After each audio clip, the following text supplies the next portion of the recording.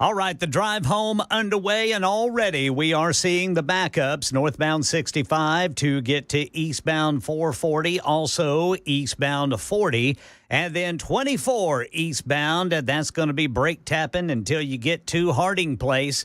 It looks like we have one crash reported. This is going to be at Gallatin Pike, just south of Trinity Lane in East Nashville. Traffic every 10 minutes every morning on Super Talk 99.7 WTN.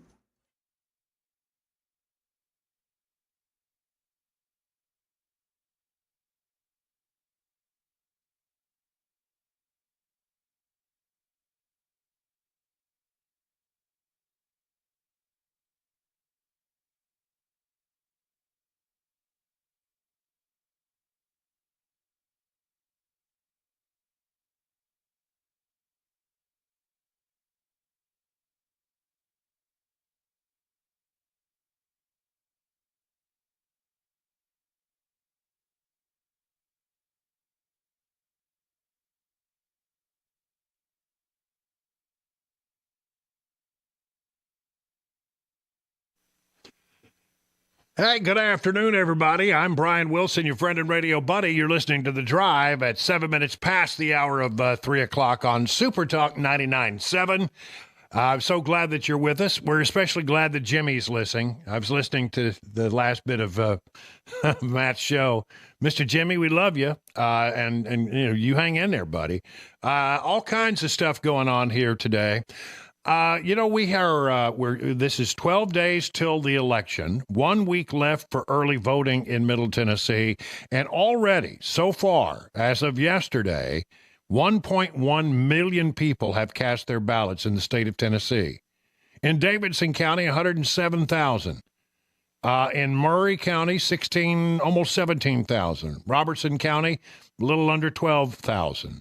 Rutherford County, 62,000. Sumner County, 31,000. Williamson County, 62,000. And Wilson County, 34,000 people have cast their ballots already. I was really interested to find out if you take the area counties and add them all up, how it compares to what's happening in very blue Davidson County. Davidson County at 107,629.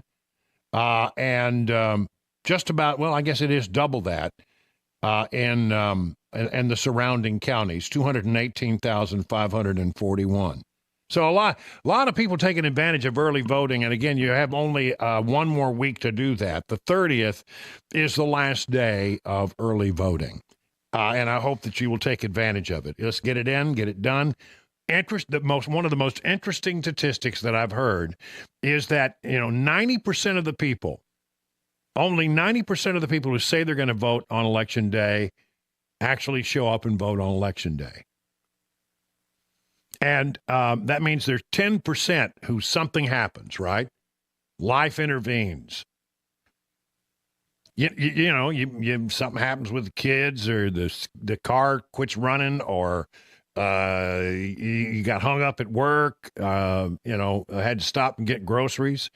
Grandma stubbed her toe, whatever it is. You had the best intentions of getting there, but you just didn't get there. So why not, over the course of one more week left, get by and cast that early ballot? And you'll be in good company, because a lot of people are doing just that. Yesterday, oh, man, I'm telling you, Kamala Harris comes out and says that, the Donald Trump is a fascist and compared him to Hitler. And today there's another bimbo eruption. And that was the old term that the Bill Clinton people used back in the day. I mean, we got more people coming out and saying, oh, Donald Trump touched me inappropriately. 31 years ago, this allegedly happened, and so this kind of trash comes out every election. We still haven't heard anything about Second Gentleman Doug Emhoff, who allegedly slapped his girlfriend. She's actually speaking up now. But I mean, this kind of stuff comes out in an election.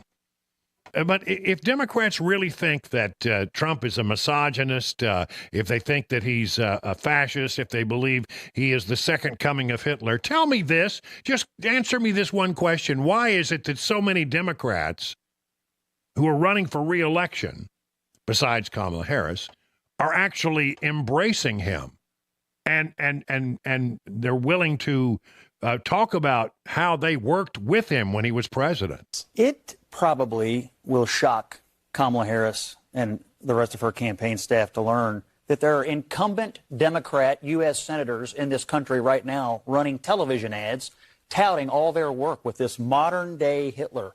I wonder if Kamala Harris tonight in our town hall meeting will call for them to take these ads off the air, touting their work with this Hitler. I mean, if he were really Hitler, if he were really a threat to democracy, not a single Democrat in this country would be running ads touting their work with Donald Trump. Well, that's Scott Jennings, who is the lone Republican voice over at CNN, and he's right about that.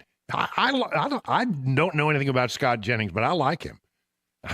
He's always got a very salient point. I think, you know, when they decided to have a Republican voice, they didn't expect there's going to be one this good. or they might not have hired him. So, yeah, look, I mean, here we go. He's right. Blue wall Democrats align with Trump in new pitch to voters before the election. Pennsylvania's Bob Casey wants voters to know how he bucked Biden and sided with Trump. How about that? Here it is. Vulnerable incumbent Democrat Senator Bob Casey turned heads Friday with a new campaign ad in Pennsylvania that highlighted how he bucked Biden and sided with former President Trump. In a TV spot released Friday morning, a married couple with different political views each praised Casey as an independent, highlighting his support for Trump's trade policies and efforts to protect fracking from the Biden administration. The ad, called Bliss, features a Republican woman named Mary Grace and her husband Joe. Our marriage, pure bliss, but on politics we just don't agree, except for Bob Casey. He's independent, Mary Grace says, with her husband chiming in. That's right. Oh, that was, I could just imagine that spot. But I mean, Bob Casey, Democrat, Pennsylvania, embracing how he worked with Donald Trump and bucked Biden. You know, here's there. Oh, there's more. There's more. I got all kinds of these things. Endangered Democrats brag about Trump ties in final stretch. This is some of the most vulnerable Democrat senators in this election are using the close stretch to boast about their ties to former Trump. This is from Axios. Tammy Baldwin, an openly gay, very liberal Democrat from Wisconsin, is among those. Bob Casey, as I just mentioned, they both released ads on Friday that include images of Trump. And not to bash him, no, we want to talk about how much we worked with him. Senators John Tester of Montana, a Democrat, Sherrod Brown, a Democrat from Ohio, who surprisingly is really fighting for his life there. He may get beaten, are viewed as the most vulnerable senators this year, running in states that almost certainly will vote for Trump. And both have made concerted efforts to distance themselves from the Biden administration on key issues and present themselves as moderate voices in the party. That's right. You know, we love Donald Trump. You don't hear these guys talking about what a Hitler he is. You don't hear these guys talking about, oh, he's this and he's that. And, no, they understand that, you know, that it is important to work with this guy. And they're trying to save their hides. So you got a lot of people out there making, you know, he's unstable, you know, Kamala Harris says of Trump. And they go out to the nth degree to try to paint him as someone who is not worthy. But if you need him in a battleground state where things are tight, oh, they're happy to endorse Donald Trump. Isn't if it weren't for double standards, Democrats would have no standards whatsoever. That's funny. It's so funny. And again, I'm not, you know, there's all kinds of trash just floating around. And I don't think I think at this point, you know, if it's not hurt Donald Trump before now, I don't think it's going to hurt him going forward. I don't know where they get these folks. Why 31 years after this incident allegedly occurred? This is apparently called it a groping. 31 years passed, and now all of a sudden you want to come out of the woodwork? By the way, a Democrat activist now. So, explains a lot. This is the game the Democrats play. They used it against Brett Kavanaugh. What a bunch of horse manure that turned out to be. It's in their playbook. Well, we got to have a bimbo eruption here before we get done. All right. Let's see what else is going on. Harry Enton says that these numbers are tight, but in the battleground states, and they are, I could bore you with a bunch of numbers, but it's just tight. Overall, I do have a couple of quick general election numbers. Wall Street Journal has Trump up by 3 in the general election number. CNBC has him up by 2. I got a tip poll, which traditionally leans a little left. They have Harris by 3, so who knows. But Harry Enton is making the case that when you consider the margin of error, it's very likely this is going to be a blowout one way or the other. But listen to his argument. So if you look across the 7 key swing states, the 7 closest states, in all of them, the margin right now is under 2 points, under 2 points. But keep in mind, polling ain't perfect, my dear friends. On average, since 1972, in the battleground states, in the key swing states, the average error in the key swing states is 3.4 points. So if all of the battleground states go in one direction, you can end up with a map like this for Kamala Harris, where she wins all the key Great Lake battleground states, wins North Carolina, wins Georgia, wins Arizona, wins Nevada, and she gets to 319. That's even better than Biden did. That's even better than Biden did. Of course, it could go in the other direction, whereby Trump wins all the key Great Lake battleground states, North Carolina, Georgia, Arizona, and Nevada, and he gets to 312 electoral And votes. that's even better than Trump did in 2016. Exactly right. So based upon what we see with the average polling error and how close the states are at this point, if all of the states move in one direction, one of these candidates could score a relative blow in the Electoral College, win 300-plus electoral votes. What does history tell us about the possibility of all these states moving in one direction? Listen to this. History tells us that it is more likely than not that all of the swing state polling errors would move in one direction. So in 2012, 92% of the states moved in Obama's direction. That is, the polls underdid Obama. In 2016, 83% of the swing states moved together because the polls underdid Donald Trump. Of course, we all remember that. And how about in 2020? 100% of the swing state polling averages underestimated Donald Trump, and so he did better than a lot of folks thought. So this time around, don't be surprised if the swing state polls, when they underestimate one candidate, they underestimate all of them in the states, and that would lead to a relative electoral college blowout. Blowout. If you listen to what he said carefully, you pick this up. In the last elections in which Donald Trump has been a candidate, each time the pollsters have underestimated how much vote he was actually going to get. They've underestimated. So if they're doing it this time, what Harry Enton is saying is it will be a blowout. Now, there's a lot of ifs there. All of this stuff is within the margin of error, I always like to say. But, again, I think you have to look at history. And if history has messed this up a lot, they have not gotten a good scald is the word I'm looking for. They haven't figured out exactly how to poll and get Trump's numbers to be more accurate. That's because I think a lot of Trump supporters just don't want to talk to pollsters. But one way or the other, if past his prologue in the last 2 elections, they're underestimating him again. And if that's true, and Harry Hinton makes a good point here, it could well be a blowout for Trump. Yeah, but who knows? Again, this margin of error thing, nobody is outside the margin of error in a big way. It is 21 minutes now past the hour of 3 o'clock on Super Talk 99.7.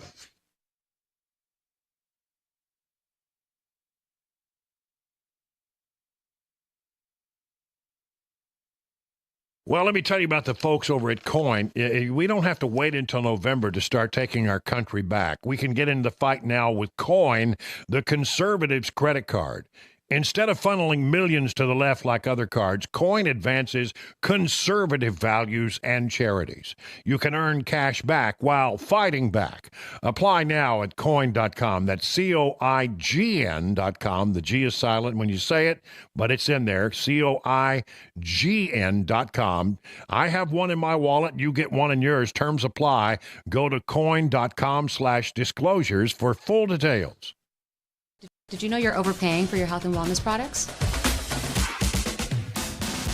With over 20 company-owned brands offering its members vitamins, supplements, wellness, and skincare products, you're able to save up to 70% off retail. Members Nutrition can't change your life, but we can change the way you live.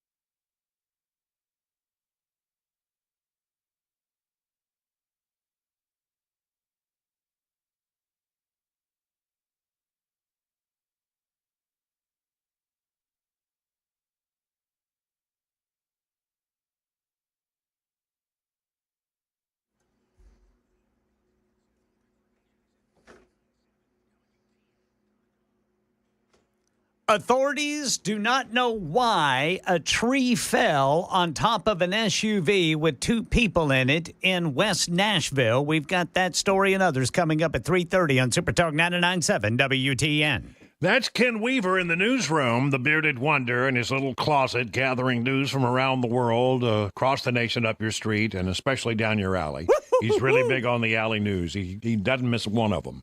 No, if there's sir. alley news to be had, he will find it. And we're glad to have you, Ken. And there's Chris Webber in the control room, pushing all the blinky buttons as he does so ably. Are these dark alleys or are these well-lit alleys? I don't know. I don't see many alleys around here. I like the well-lit ones. I had an alley behind my house when I grew up. Yeah, and they had dumpsters, and the truck would come in and empty the dumpsters.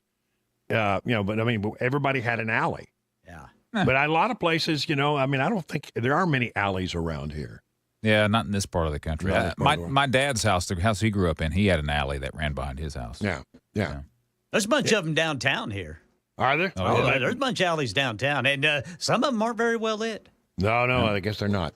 Dark, scary alleys. Let's see. I was going to say something. Oh, I just wanted to say thank you in advance to Matt Murphy, who is going to be filling in for me tomorrow. Now, I really hate to be away right now with all this stuff going on with the election, but I know you'll forgive me because this is one of those things that only comes around once in a man's life. This is, or any person's life, and that's my 50th high school reunion. And I'm getting up I'm going to be in Odessa. I'm getting up in the morning, and I'm going to be in Odessa, Texas by 9:30. Wow. I mean, I'm getting up at the before the butt crack of dawn, and flying out. You're going to be taking Southwest all the way to Odessa, Midland, and attending my 50th high school reunion. And Ken, I understand you've made a special request that you want to see me wearing the black cat head on Super Talk TV before the show is out. Yes, sir. So I tell you what, when I get a break here, it's over in the house. I'll go over and get it, and I will wear it for you and for all the people who care to tune in and see. This is quite the thing. We were at an event, with the public and our listeners, and this guy walked in, and he had this gigantic cat head on, and he was sort of mocking the stuff that's been going on in Springfield, Ohio, and having some fun with that moment. And we thought it was all pretty funny. But it was a black cat head. And my high school, if you know, is the Friday Nights Light High School. I went to Permian High School in Odessa, Texas, and their mascot is the Permian Panthers, a black cat. And so this, to me, when I saw that, I said, that's a panther head. I got to have that. Yeah. So I'm going to walk into my high school reunion wearing this gigantic panther head. But really, a guy that was a good friend of mine back in school is a guy named Jeff Freeman. He was actually our mascot in the years that I went to high school. He was the Permian Panther mascot. He wore a panther head and a panther suit, and the guy could do backflips and all kinds of crazy stuff. Nice. So I'm gonna take this to the reunion. And I'm going to call him up. I'm going to make him put on the hat, the head, the cat head. And then I'm going to say, okay, let's see a backflip. Yeah, see if he still got it. Come on, Jeff. Give me a cartwhile. Make sure you get paramedics on standby just in case. So, but I don't know how I'm going to get this thing through security tomorrow. That's going to be something. Yeah. They're going to look at me and say, what in God's name is this thing? I'm going to put it in a canvas bag and hope they don't care to look too closely. They're going to set a marshal right next to you. Yeah, you're probably right. You're going to have to check Sir, that. you can't wear that mask on a plane, sir. I know, but I don't want it to get crushed by the animals who handle the suitcases. So we'll see how it goes. All right, 30 minutes now past the hour of 3 o'clock on Super Talk.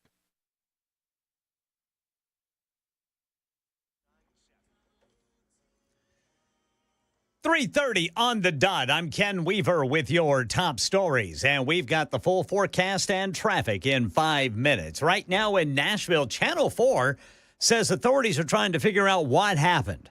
A tree fell on an SUV in Belle Meade this afternoon. A woman and child were in the vehicle when it happened, but fortunately they're okay.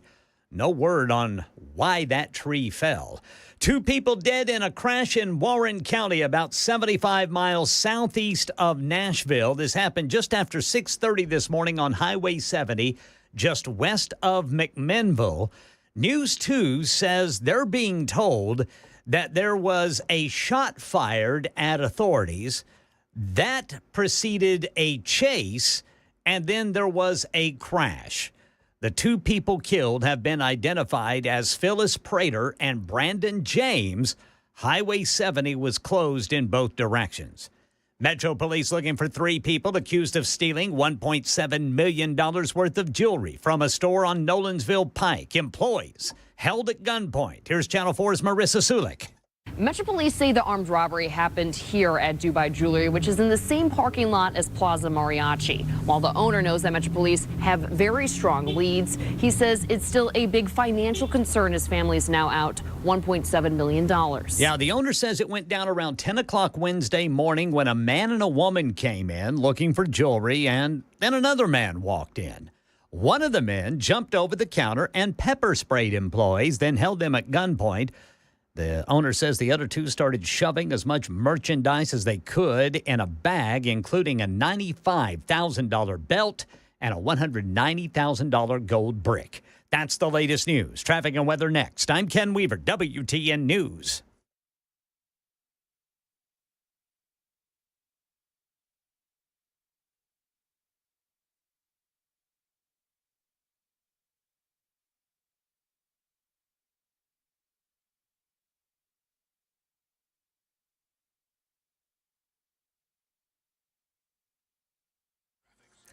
Right now, I'm not seeing any crashes on the interstates. We just got the usual slowdowns coming out of downtown. Of course, you've got the people going into downtown. That'll be northbound 65 to go east on 40, and then east or north from there. You got the usual slowdowns there. Looks like 40 east and westbound is particularly backed up between 65 and 24. Traffic every 10 minutes every morning on Super Talk 99.7 WTN. Did you know you're overpaying for your health and wellness products?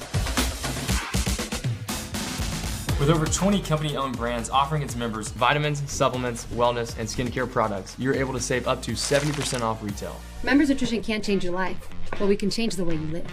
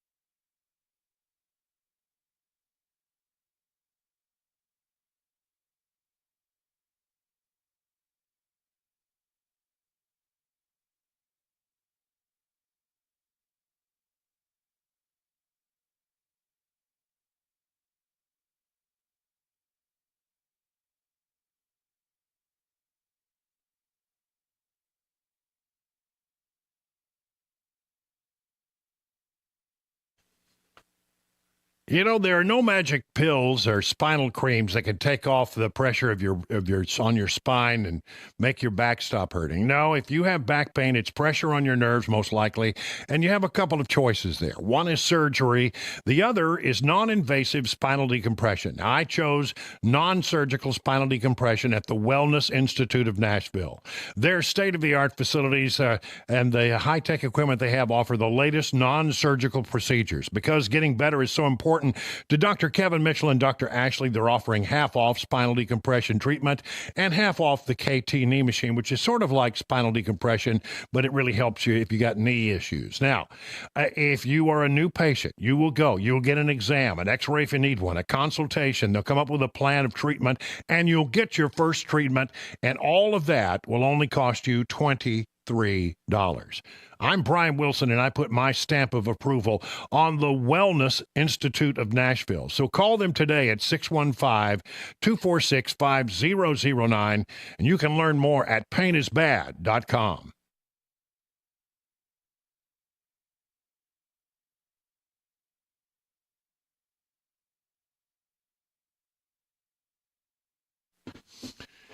It is 38 minutes now past the hour, 3 o'clock. So, I mean, if you want to see me in this this Panther head, and Ken Weaver, I know you do.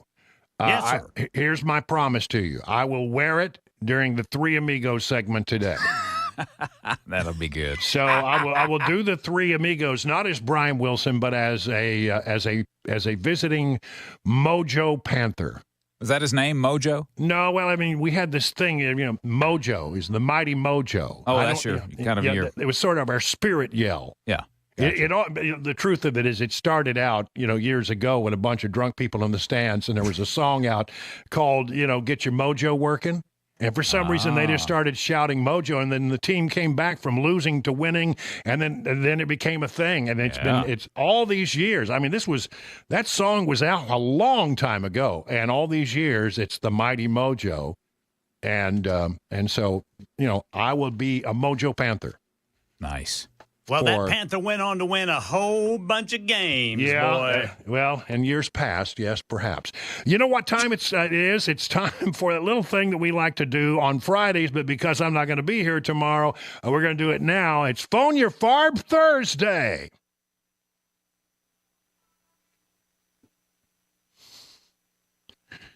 Yeah, what's on your mind? 615-737-9986. I mean, surely you have something on your mind you want to talk about. Maybe you got a bee in your bonnet. Maybe you got a burr in your saddle, or a bug in a very unfortunate place.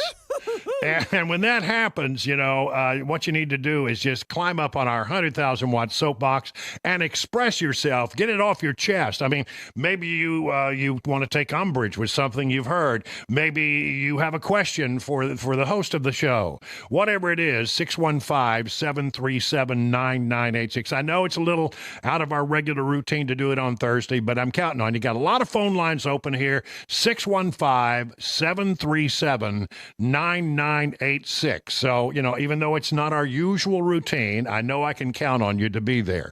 We'll start with RD in Columbia. Hello, RD. You're on with Brian on The Drive. Hello there, Brian. I hope you have a wonderful time at your 50th high school reunion. Brief comment concerning that. I attended my 50th reunion a few years back.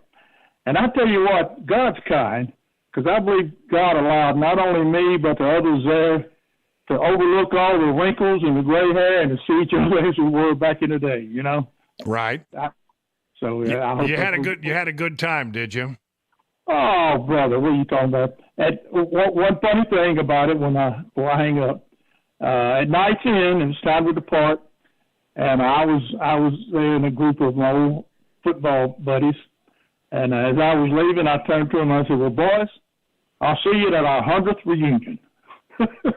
Yeah, no, I think they talk about the 50th being the last. Maybe we won't be. I mean, we've lost a lot of people. You know how that goes over the course of time. You lose a lot of folks along the way. But, I'll be seeing some people. I haven't been back. I don't think I've been back to a high school reunion since my 10th. So it's been a long time since I've been back. Let's go to Matthew in South Pittsburgh. Hey, Matthew, you're on with Brian on the Drive. What's on your mind today? Hey, I'm actually from Lewisburg, Tennessee, but I just want to actually ask about the whole doing away with the Department of Education and what is that about? Well, there are a lot of people in the conservative side of the equation who thinks that the government, really shouldn't be in the job of telling states how to run their schools. And the state of Tennessee, we have actually walked away from federal money so that we don't have to have if you take the federal money, then you have to follow along with some of the things that the feds want to do. And quite frankly, we've just have decided in Tennessee that we don't want that. And so I'm in favor of it, quite frankly. I think it really should not be a federal thing. And it wasn't always there. And I would like to see it go back to the states and let the states decide. I think that's a matter for the states to decide, and the Fed ought to take out of that. And so I'm in favor of it, quite frankly. John in Minnesota. Hello, John. You're on with Brian on the Drive. What's on your mind, John? Thanks, Brian. Good to talk to you again. I'm concerned about the election. Given the issues that we're facing, I don't understand how it can even be close. Yeah, I know that too. The waters have been muddied a lot for a lot of people, and they have a hard time making a decision here. To me, the decision is very clear. I have endured nearly three and three-quarters of the years of a Biden administration, and I don't like the way it's been run. I don't like the direction. I think the Democrats, as they often do, have taken on and tried to go too far. And now I think we need to bring, the pendulum needs to swing back a little bit. And I am 1,000% for, but there are these people out there. I'm curious, you say you're in Minnesota, so that's considered a battleground state. How do you think things are going there? Is he still there, John? Yeah, I'm sorry. Go ahead, John. Yeah, I would like to see, I'd like to see Trump take the state. That would be great. It's a long shot. It is a long shot, but we'll see how it goes. John, thank you for calling. How about William in Franklin? Hello, William. You're on with Brian on the Drive. What's on your mind, William? Well, Brian, I was hoping to ask you just about kind of your opinion on where do you think this election's really going to go, because I've been very concerned about it, and it's just too hard to see and to know what's going to happen, because we know there's going to be a lot of fraud. But I was hoping to get your opinion on what do you think it's going to look like here in just less than 2 weeks. Well, I've been trying to do that every day. I'm feeling the trend, and the trend is toward Trump. There's no doubt about that fact. But when you look at these battleground states and you look at the polling data on it, it's like here, Pennsylvania today, Trump up by 1. And Emerson poll has a Trump up by 1. Wisconsin, Emerson has a Trump up by 1. North Carolina, which has really tightened up in recent days. 2 polls that have Trump up by 2. Arizona, Trump up by 1.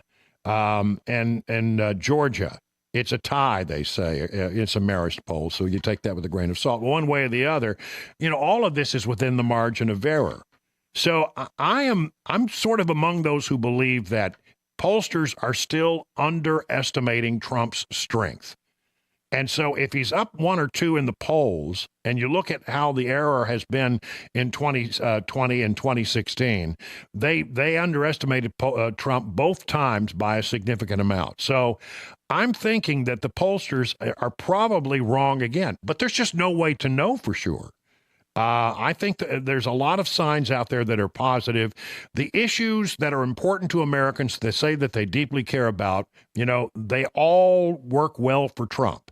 The economy is one of them, the immigration situation. So I think at the end of the day, it will probably be Trump, and it could well be a blowout. But right now, if you look at the polls and go strictly by the polls, it is really tight. That's the best I can do for you. I hope that's good enough. How about Jim in Nashville? You're on with Brian on the drive. What do you say, Jim? Yes, Brian. Hey, Trump, I'm thinking it's definitely going to win, but how much damage can Biden and Harris do in the next 2.5 months? Yeah.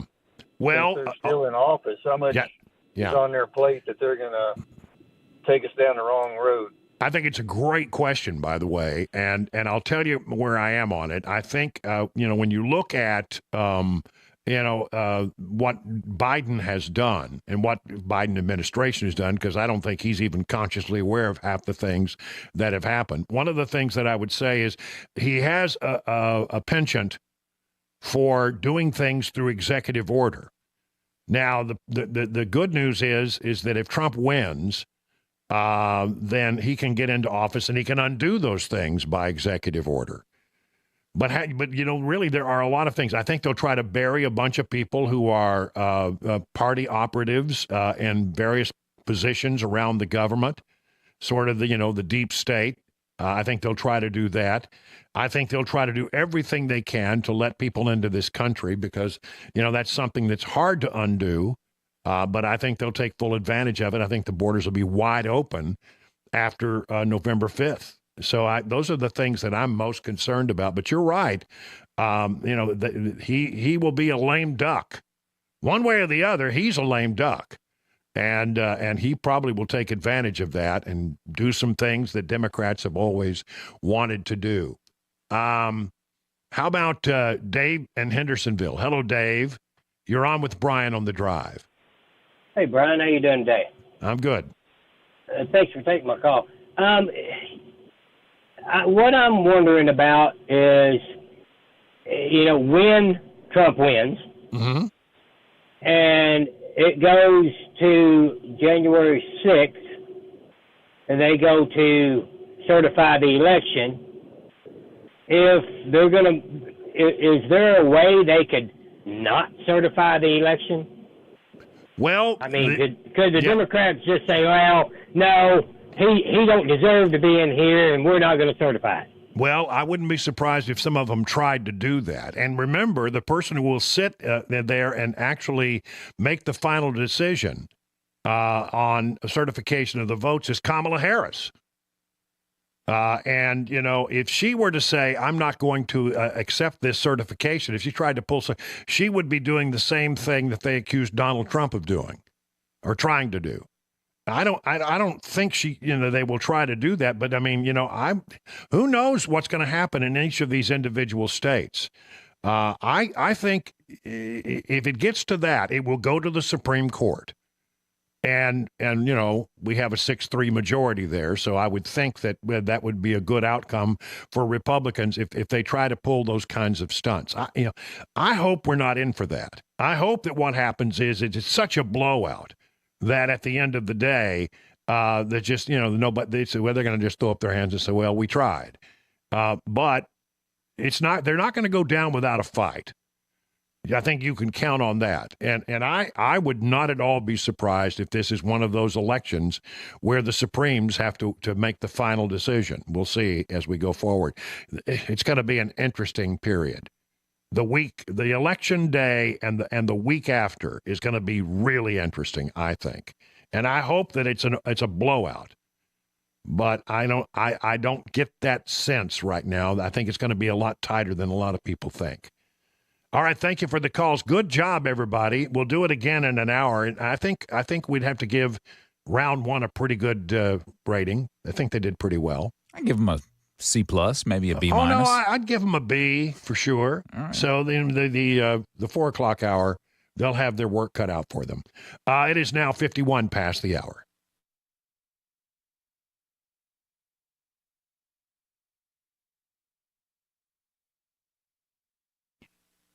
One of the questions I get all the time from listeners is, how can I get in the conservative fight? It's critical to know where your dollars are going. Many credit cards are funneling millions to the left. But now you have a choice. Coin is America's conservative credit card. You earn cash back while fighting the liberal agenda.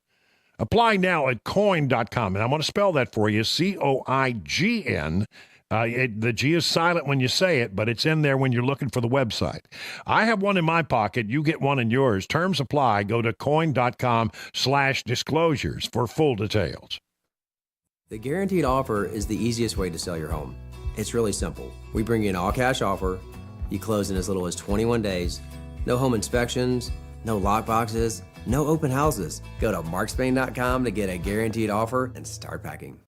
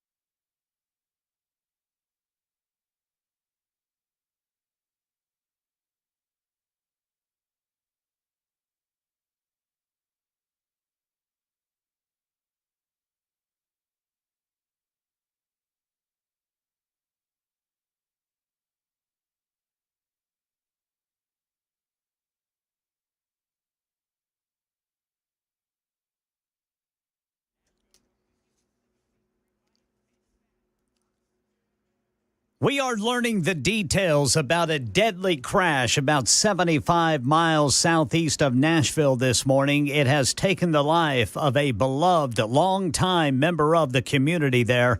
That's coming up at 4 on Super Talk 99.7 WTN. All right, take a look at the markets. It was big news today for Tesla. Their stock is up 22%, and that lifted the S&P into green territory, up 12 points. The Dow Jones Industrials down another day, 140 points, but the NASDAQ was up 138. So mixed boards today. Let's check in with John Maxon over at Beacon Capital Management to find out what's going on. Hello, John. Hey, good afternoon, Brian. Yeah, great day for Tesla today. The S&P really carried it up. First time it's been positive this week. The Dow down 4 days in a row, so a little bit mixed. But Tesla literally had its best day today since 2013, up almost 22%, as you mentioned. They really beat on earnings per share. You know, we're in the middle of earnings season, and their gross margins were higher than what the market expected. And then they were talking about a new car coming out next year. So that was really good for that stock. Also lifted the NASDAQ. Yields dropped a little bit today. Jobless claims fell, and new home sales beat estimates. So all in all, some pretty positive news that came out. And for the week, the market will take that. All right. Thank you very much, John. And you can find out about all the nice things that the folks at Beacon can do to help you get ready for your retirement. John Maxon and the other guys there. Just go to their website, askbeaconnow.com. It is 59 minutes past the hour of 3 o'clock. You know, you need to let the team at Restoration Wellness help you achieve your health goals. Restoration Wellness is a leader in weight loss management in Wilson County. Just call the Restoration Wellness team today at 615-470-8124 or visit them at their website, restorationwellnessmedspa.com, to book a consultation. You're going to meet my friends Carly and Jamie, who will take great care of you just like you're part of the family. You'll be part of the more than 1,000 patients who've already seen life-changing results from the weight loss management program. Gain your confidence back because weight loss can increase your energy levels, improve your quality of sleep, enhance your overall health. These are customized treatments, and Restoration Wellness considers your unique needs, your lifestyle, and your goals when they come up with a plan. That's what they did for me, and I'm down 33 pounds. Whether your goal is to lose stubborn body fat or improve your overall health, Restoration Wellness has a solution for you. Newest technology in weight loss management can be found at the Restoration Wellness and Med Spa. Their website, restorationwellnessmedspa.com. Did you know you're overpaying for your health and wellness products? With over 20 company-owned brands offering its members vitamins, supplements, wellness, and skincare products, you're able to save up to 70% off retail. Members Nutrition can't change your life, but we can change the way you live.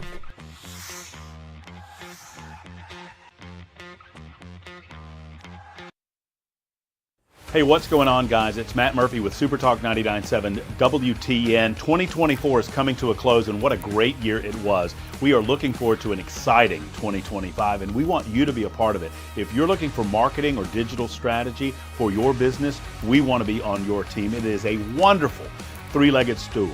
You, me, and the listener, and we want to be a part of your family. So join us at 997wtn.com/epic to find out more, and we'll see you in 2025.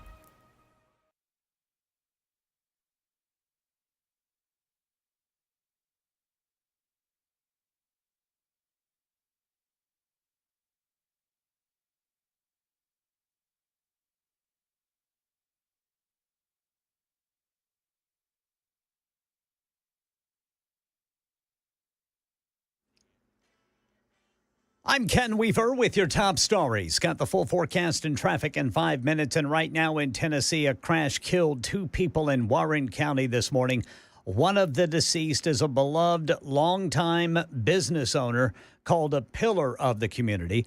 According to law enforcement at the scene, an individual shot at an officer. That led to a chase and then the crash. It happened around 6:30 this morning on Highway 70, just west of McMinnville. The deceased have been identified as Phyllis Prater and Brandon James. The Manchester Times reports Phyllis Prater and her husband own the popular Prater's Barbecue in Morrison and another location in Manchester.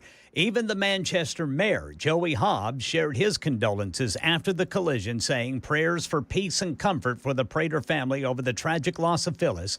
We are also thinking of all those affected by the horrific wreck this morning. Metro Police looking for 3 people accused of stealing $1.7 million worth of jewelry from a store on Nolensville Pike, Dubai Jewelry. Employees were held at gunpoint. Here's Channel 4's Marissa Sulik. The owner says this all went down around 10 Wednesday morning. He says a man and woman came inside looking for jewelry when another man walked in. That's when one of the men jumped over the counter, pepper sprayed employees, and held them at gunpoint. The owner says in 4 minutes, the other 2 put as many gold pieces in their bags. That includes this $95,000 belt and a $190,000 gold brick. A store owner nearby saw one of the suspects minutes before in his store. I asked him if I could help him, and he said no, and just said he was looking around and walked out. And police still looking for the suspects. That's the latest news. Traffic and weather next. I'm Ken Weaver, WTN News.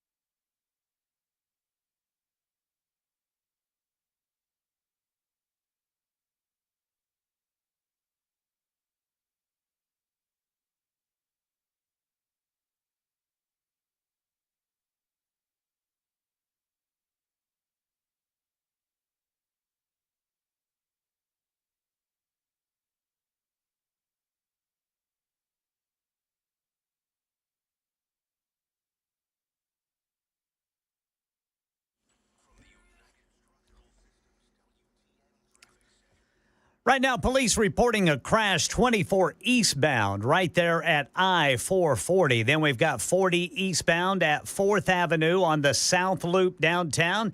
Another crash reported in Brentwood, this one with injury. This is at Old Hickory Boulevard and Valley View Road in Seven Springs Way. And now we've got 24 westbound in Rutherford County closed for a crash. This is between Epps Mill Road and Joe B. Jackson Parkway. Traffic every 10 minutes every morning on Super Talk 99.7 WTN. Did you know you're overpaying for your health and wellness products?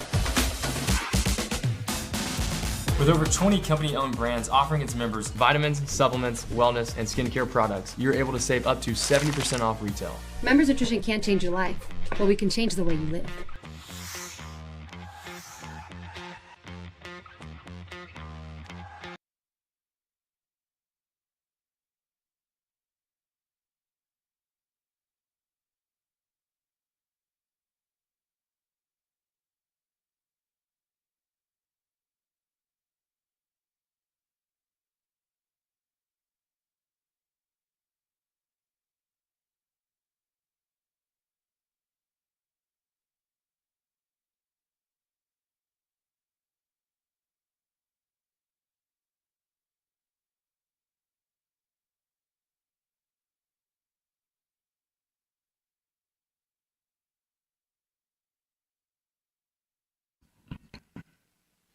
Hey, good afternoon. It's hour number 2 of The Drive. We've got just a bang-up show for you here. A lot of stuff to cry, a lot of ground to cover, a lot of stuff to get to you. It is 12 days till the election. There is exactly 1 week left in early voting in the state of Tennessee, so get after it. Already, as of yesterday, it's well beyond that today, I'm sure, 1.1 million people in the state of Tennessee have cast their ballots. So, if you haven't done that yet, get out there and vote.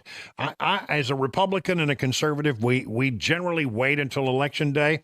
But you know what? 10% of the people who say they're going to vote on Election Day end up not being able to vote on Election Day. Because life intervenes. So I'm going to just implore you to go out there and cast your ballot and get it done, bank it, be done. And if you have people who are friends who see the world the way you do in the battleground states, encourage them to do that. So important to get those votes banked. It's not something that we have always done as conservatives and Republicans, but something that we need to start doing if that's the way you win elections, because we can't afford to lose 10% of the people who say, yeah, I'm going to vote on Election Day, and they just don't for one reason or another. It could be, anything can happen. Yeah, you get hung up at work. There's a major accident on the interstate, and you're too late getting home from work to go cast your ballot. Something comes up with the kids, and grandma stubs her toe. I mean, you don't know what it's going to be. I hope the grandma does not stub her toe, but I mean, things like that happen. And so, just get her done. Be part of the, more than 1 million people who've cast a vote are early. That's important. It is important. We've got a thing that Kamala Harris did last night, and she did a town hall with Anderson Cooper over on Chicken Noodle News, and was I don't know. She really, the big thing I walked away from looking at some of the sound and some of the clips is she falls back almost always on her talking points. It's hard to break her out of her campaign talking points, the ones she's delivered time and time again. She gives the same speech over and over and over. That's called a stump speech. And what you want to do as an interviewer is get her out of that, beyond that. It's hard to get her out of that. And if she's thrown a question that she doesn't have an answer for, she tends to go, as David Axelrod said, to word salad city. When she doesn't want to answer a question, her habit is to kind of go to word salad city. And she did that on a couple of answers. One was on Israel. Anderson asked a direct question, would you be stronger on Israel than Trump? And there was a 7-minute answer, but none of it related to the question he was asking. Yeah, and that's what she tried to do with Bret Baier, and Bret Baier was trying to break her out of that. To some success, but not much. Actually, she says he has her talking points. This is what I'm saying, and I'm not going to say anything more. And if you try to interrupt me, I'm going to call you out as being rude. Here's Anderson Cooper doing his best to try to get her to explain the many flip-flops that she has gone through since she decided that she was going to try to become the president. I mean, you did raise your hand saying in a debate when asked if border crossing should be decriminalized, but obviously that is not your position. I never intended, nor will I ever allow America to have a border that is not secure. I believe we need to deal with illegal immigration. There needs to be consequences, which is why part of my plan that I have outlined, and again, please go to KamalaHarris.com. Sorry to throw a website on you, but why not? And you will see that part of my plan includes what we need to do to actually do more as it relates to putting resources in, including increasing penalties for illegal crossing. And just finally on fracking, you said you're clear you would not ban it as president. No, I would not ban it as president. Right, I know you're clear on that. Do you think it is bad for the environment, though? I think that we have proven that we can invest in a clean energy economy. We can mitigate greenhouse gas emissions. We can work on and sustaining what we need to do to protect this beautiful earth of ours and not ban fracking. But you didn't answer the question. Is it bad? Because you said it was bad. And you said at one point you were absolutely for it before you changed your mind. And then, it's a fair question to ask of Kamala Harris. If you've got all these great ideas, Why haven't you already done them since you've been a part of the Biden administration? Some voters, though, might ask, you've been in the White House for 4 years. You were vice president, not the president. But why wasn't any of that done for the last 4 years? Well, there was a lot that was done, but there's more to do, Anderson. And I'm pointing out things that need to be done, that haven't been done, but need to be done. Boy, a lot of dones in there. Some voters, though, might ask, you've been in the White House for 4 years. You were vice president, not the president. But why wasn't any of that done for the last 4 years? Well, there was a lot that was done, but there's more to do, Anderson. And I'm pointing out things that need to be done, that haven't been done, but need to be done.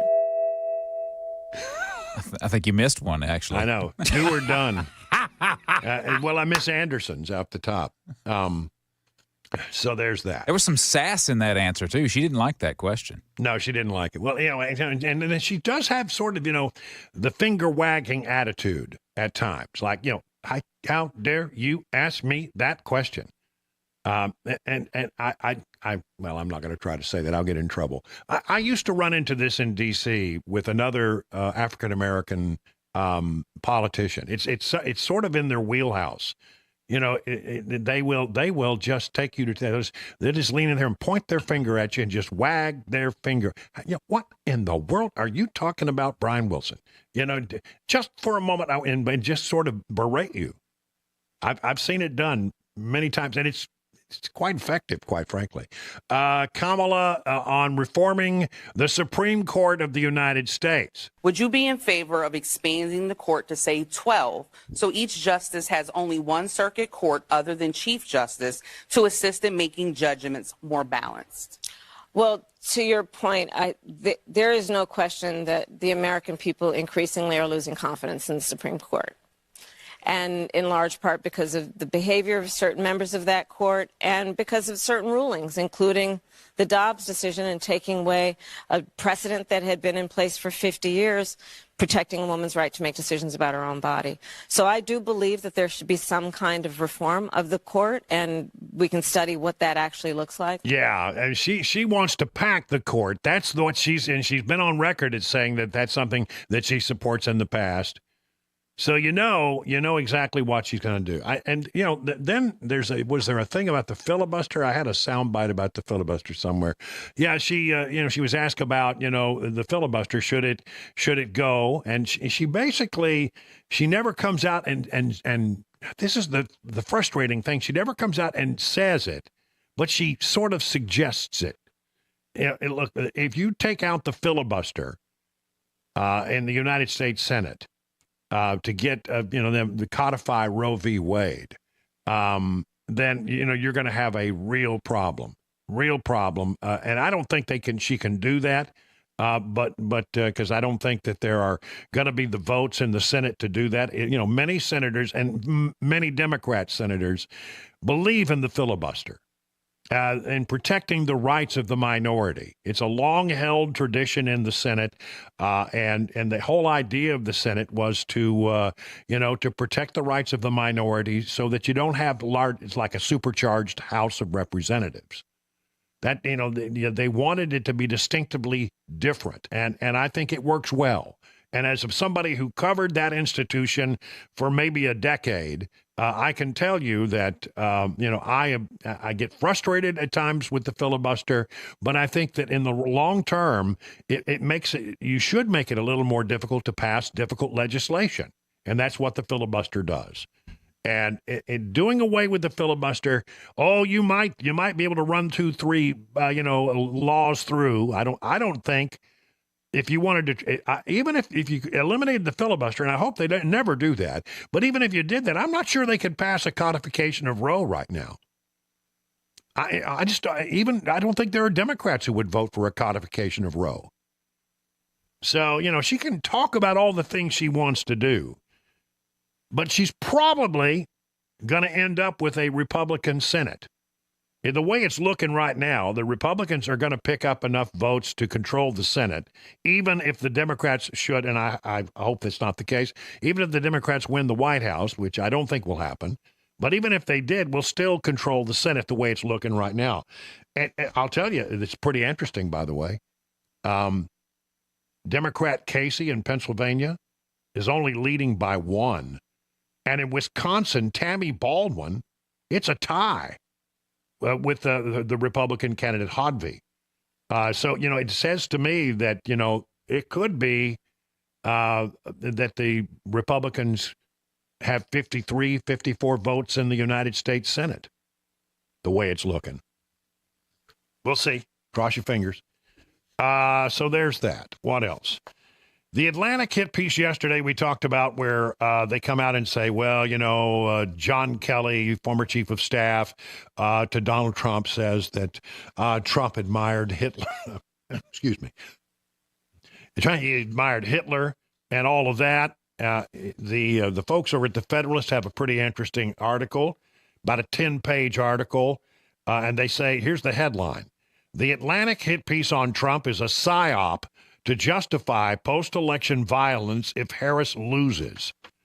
The outlandish hit piece published this week by Jeffrey Goldberg at The Atlantic, which was immediately denied on record by all people who were in the room with Trump, isn't a shoddy smear that would never have passed muster in a newsroom, isn't just a shoddy smear that would have never passed muster in a newsroom 20 years ago. It's more than that, they say.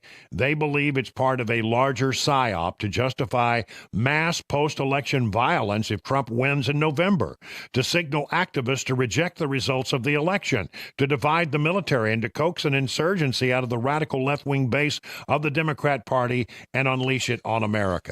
I'm not sure I can go all the way with it, but I do believe that that they are trying to roil the waters, if you will. And connected to that, and I hate to bring this up, but I think it's something that has to be said. A majority of Americans, when asked, believe there will be violence in the aftermath of the November election. This is according to a Scripps News Ipsos poll out yesterday. The findings reflect the country's growing fears of political violence, fueled in part by a boom in misinformation and increased political polarization across the country. You want to get the numbers? The poll found that 62% of Americans believe the likelihood of post-election day violence is somewhat or very likely. The conviction, by the way, bipartisan. 70% of Democrats believe that, and 59% of Republicans. Half of Americans said they would support using the U.S. military to prevent Election Day unrest, though this view was more popular among Republicans than it was Democrats. Overall, 63% of Americans say they were very confident or somewhat confident that all votes would be accurately counted in the elections. And 77% of Americans said they're willing to accept the election results even if their preferred candidate loses. Real quick, ballots damaged in a U.S. Postal Service mailbox fire in Phoenix. Somebody set a mailbox on fire, and there were ballots inside of it. Approximately 20 ballots were damaged. Doesn't say where or what. I don't have the details on if that particular mailbox was in a Republican or a Democrat area. And this other report from PJ Media, which I think is certainly interesting. 2 weeks to go, and Kamala's campaign is hiding her. And she is not on the campaign trail as much as she was, and she's spending a lot more time in Washington. In fact, she's going to do a big event on the Washington Ellipse, which to me, just why in the world wouldn't you be in a battleground state? But, if she wants to do an Ellipse event, it's fine with me. 21 minutes now past the hour of 4 o'clock on Super Talk 99.7.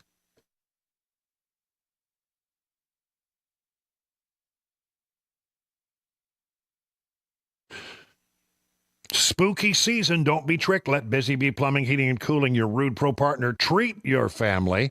They have a couple of contests for you in this month of October. You think you got a scary furnace? Tag Busy Bee with your scary furnace picture on any of the social media platforms for a chance to win a date night on them, 2 Preds tickets, and dinner for 2. Winners announced November 1st.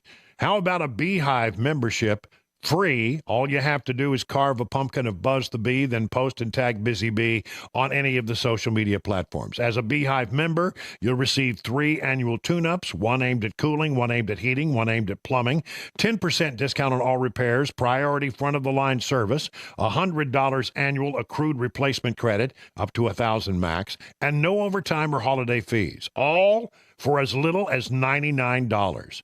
For satisfaction guaranteed, call Busy Bee HVAC, your Rude Pro partner, 775-7833, or visit busybeehvac.com. The guaranteed offer is the easiest way to sell your home. It's really simple. We bring you an all-cash offer. You close in as little as 21 days. No home inspections, no lock boxes, no open houses. Go to markspain.com to get a guaranteed offer and start packing.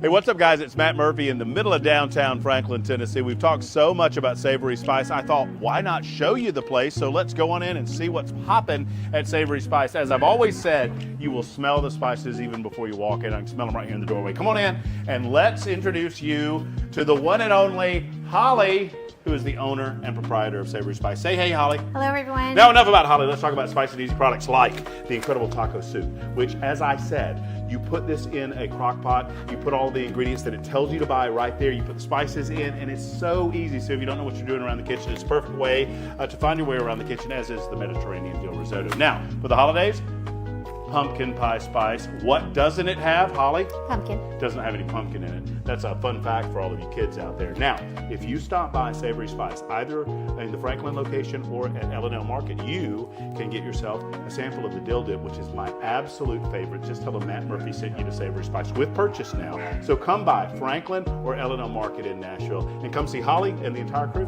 at Savory Spice.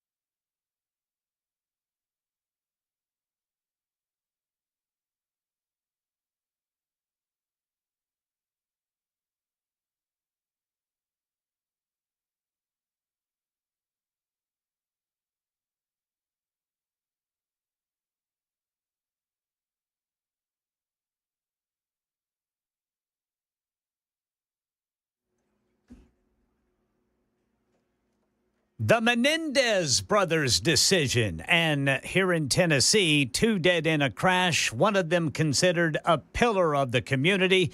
These stories and closing money news coming up at 4:30 on Super Talk 99.7 WTN. All right, just a reminder that after the news with Ken Weaver, we will do round 2 of Phone Your FARB Thursday because I'm going to be out tomorrow.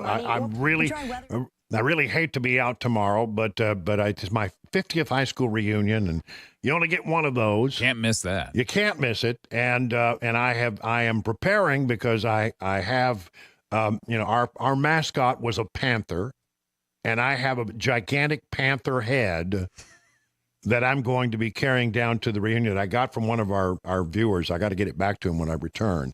But Ken Weaver has asked and requested that I wear it on Super Talk TV. Mm-hmm.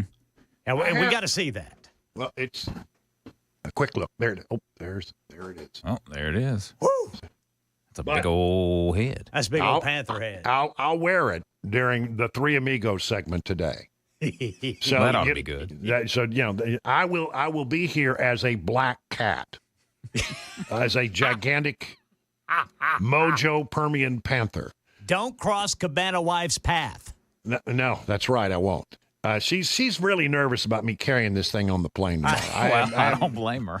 Yeah, she's probably going to go through security first so she can videotape the trouble I have with security when they try to take this mask away from me. And to pretend she doesn't know you. Yeah. I mean, I imagine it's like they do worry about people who carry masks on a plane, right? I would think so. Yeah. I don't know that's not quite in the same league as a mask. Yeah. I hope that I've never seen. I don't know. I think this is a gray area. We'll see. But anyway, so listen, by the way, get ready for Phone Your Farb Friday. If you got something you want to say, get your thoughts together. And it's unusual to do it on a Thursday, I know, but I do, I'm not going to be here tomorrow, and I like to do it. I enjoy it's my favorite part of the week.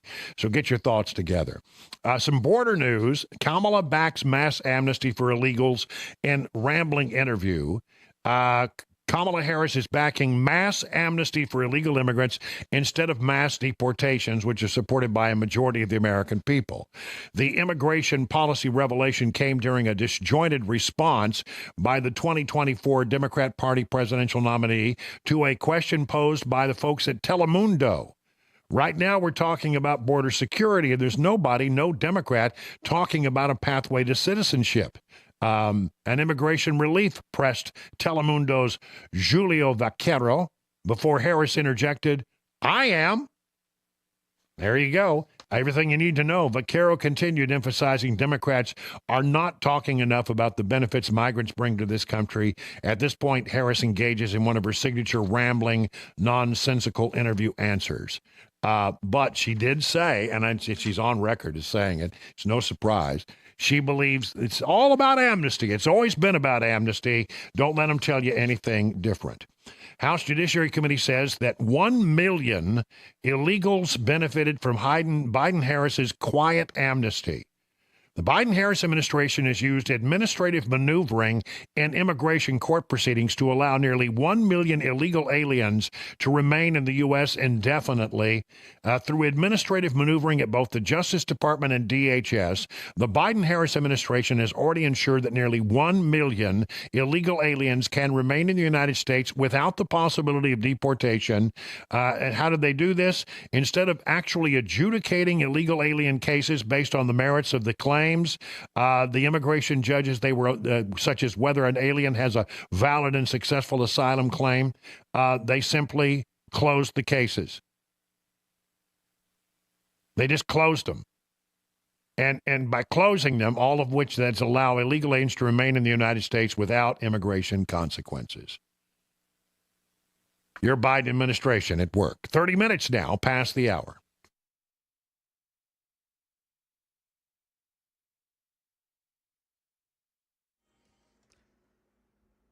I'm Ken Weaver with your top stories. We've got the full forecast and traffic in 5 minutes. And right now in California, Matt Gutman says the Los Angeles District Attorney is recommending brothers Eric and Lyle Menendez be resentenced for the 1989 killings of their parents in their Beverly Hills home. Clearly, the culture has changed.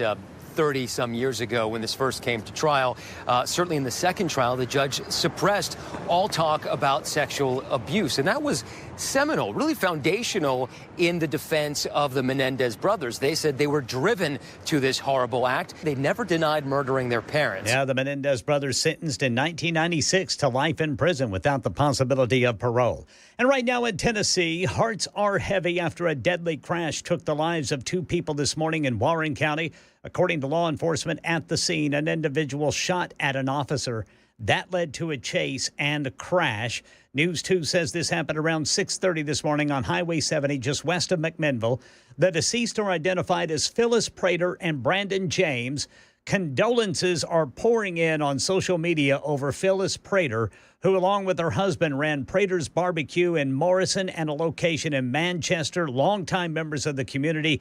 She is being remembered as a pillar. Money News, Chuck Severson. A mixed day for the major indexes. The S&P 500 rebounded for its first positive day in a week. It had been dragged down by higher rates and lackluster earnings. The S&P gained 12 points. The Nasdaq soared 139, and the Dow lost 140. The best performing stock in the S&P was Tesla. It surged more than 20% after posting third quarter results that beat analyst expectations. Molina Healthcare also had a double-digit gain on better-than-expected earnings. The Biden administration is launching an investigation into the state of competition in air travel, including the effect of mergers and joint ventures.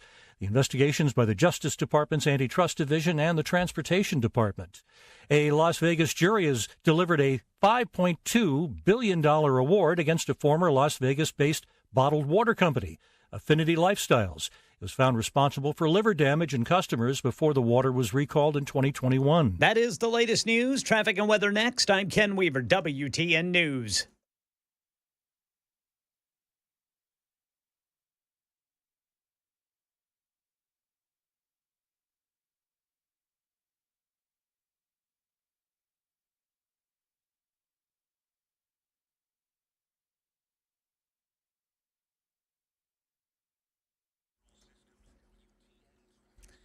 In addition to the usual slowdowns, we've got a crash. Fessler's Lane at Elm Hill Pike. 24 eastbound after Harding Place. That's already slow go for the folks trying to get home. Then we have 40 eastbound at 4th Avenue. This is the South Loop downtown. Looking down here in Rutherford County, I-24 westbound is closed between Epps Mill Road and Joe B. Jackson Parkway for a crash. Traffic every 10 minutes every morning on Super Talk 99.7 WTN.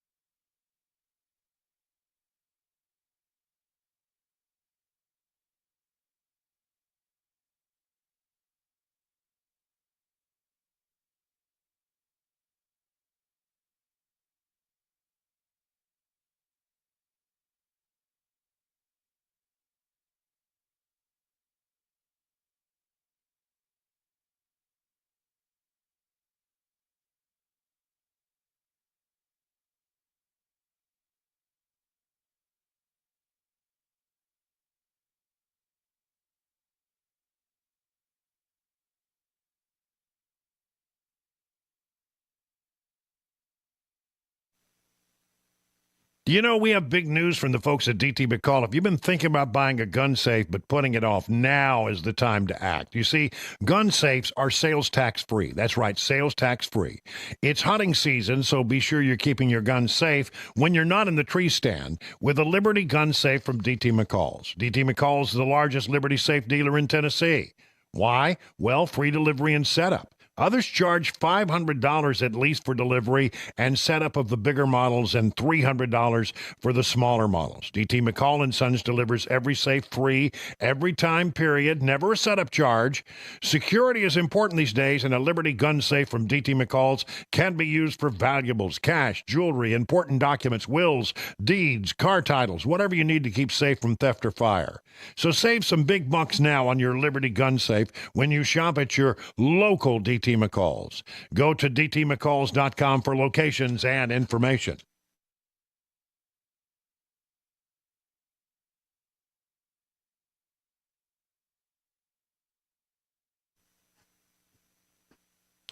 Yeah. I know it's only Thursday, but, like I said, I'm going to be gone tomorrow, so I like to do this little thing today because I don't want to go the week without hearing from you. What's on your mind? Time for a little segment we like to call, well, today we'll call it Phone Your FARB Thursday.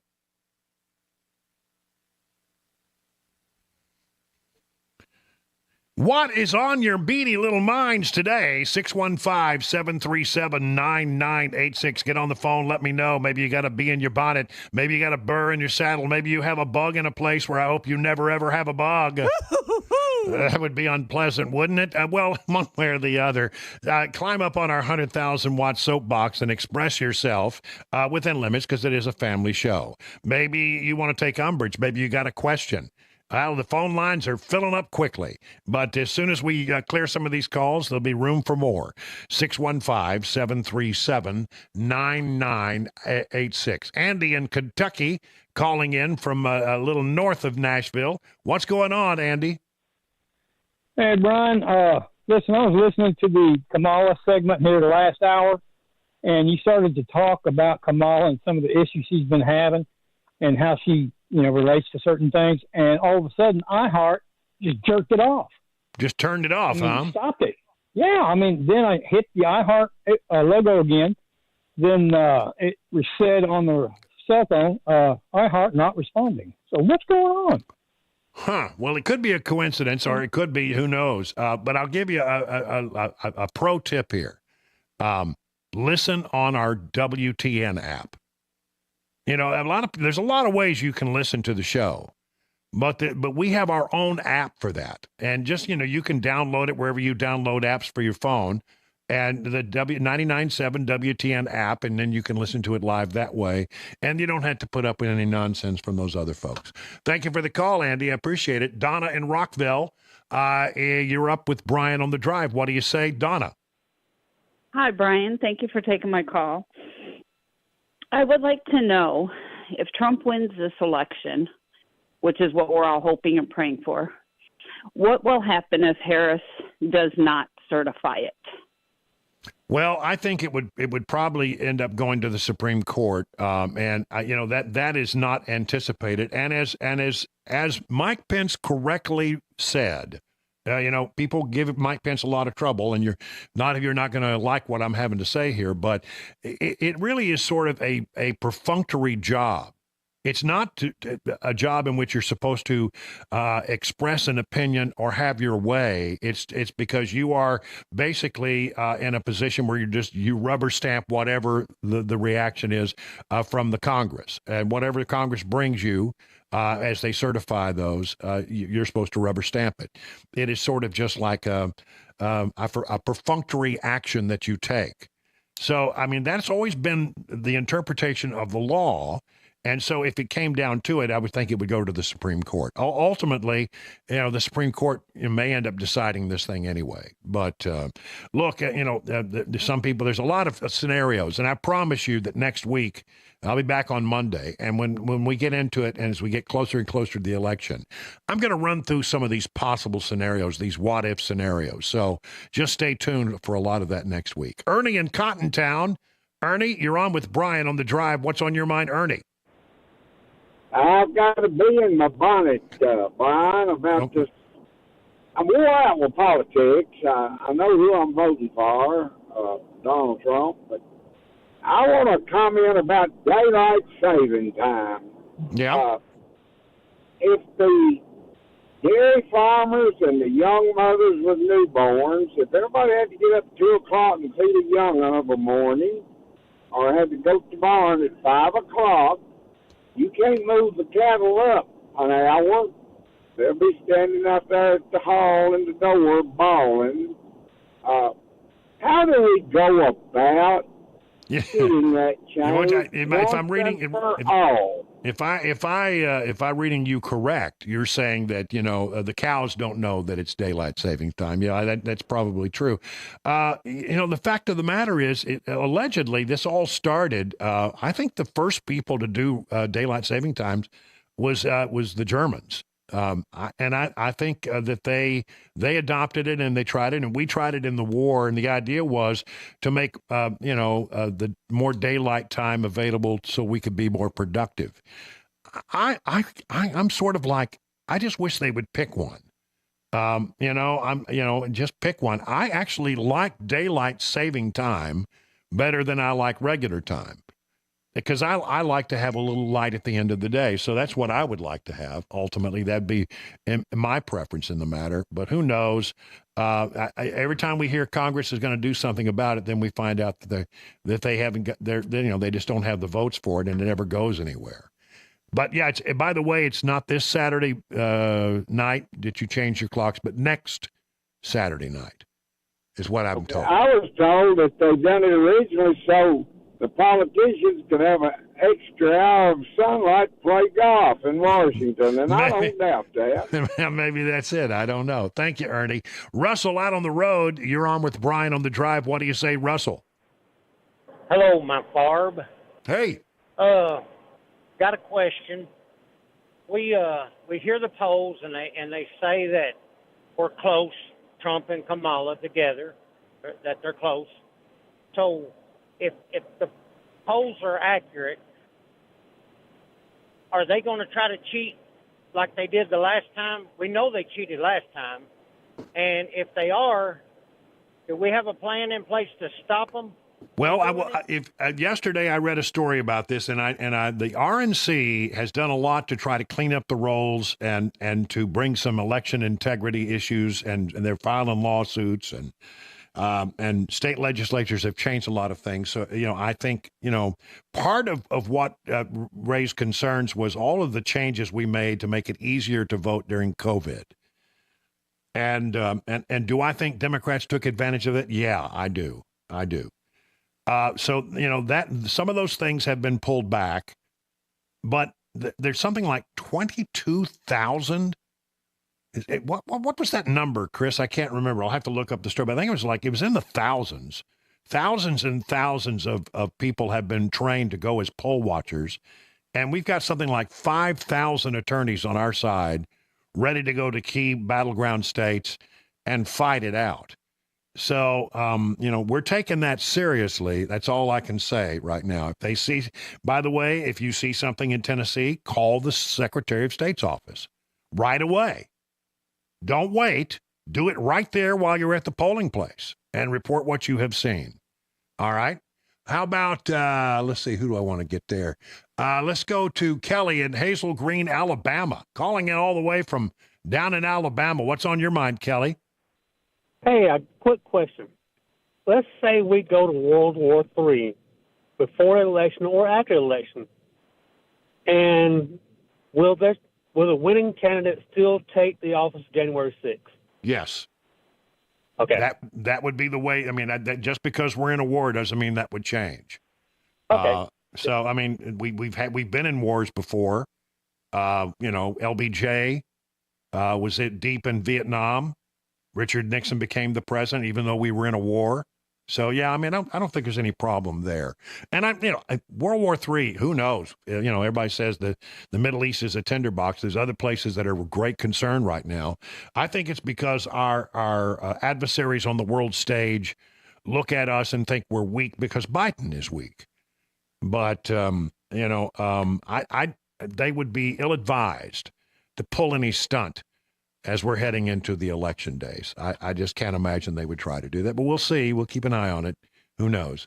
How about Floyd out on the road? Floyd, you're on with Brian on the drive. Floyd, what's on your mind today?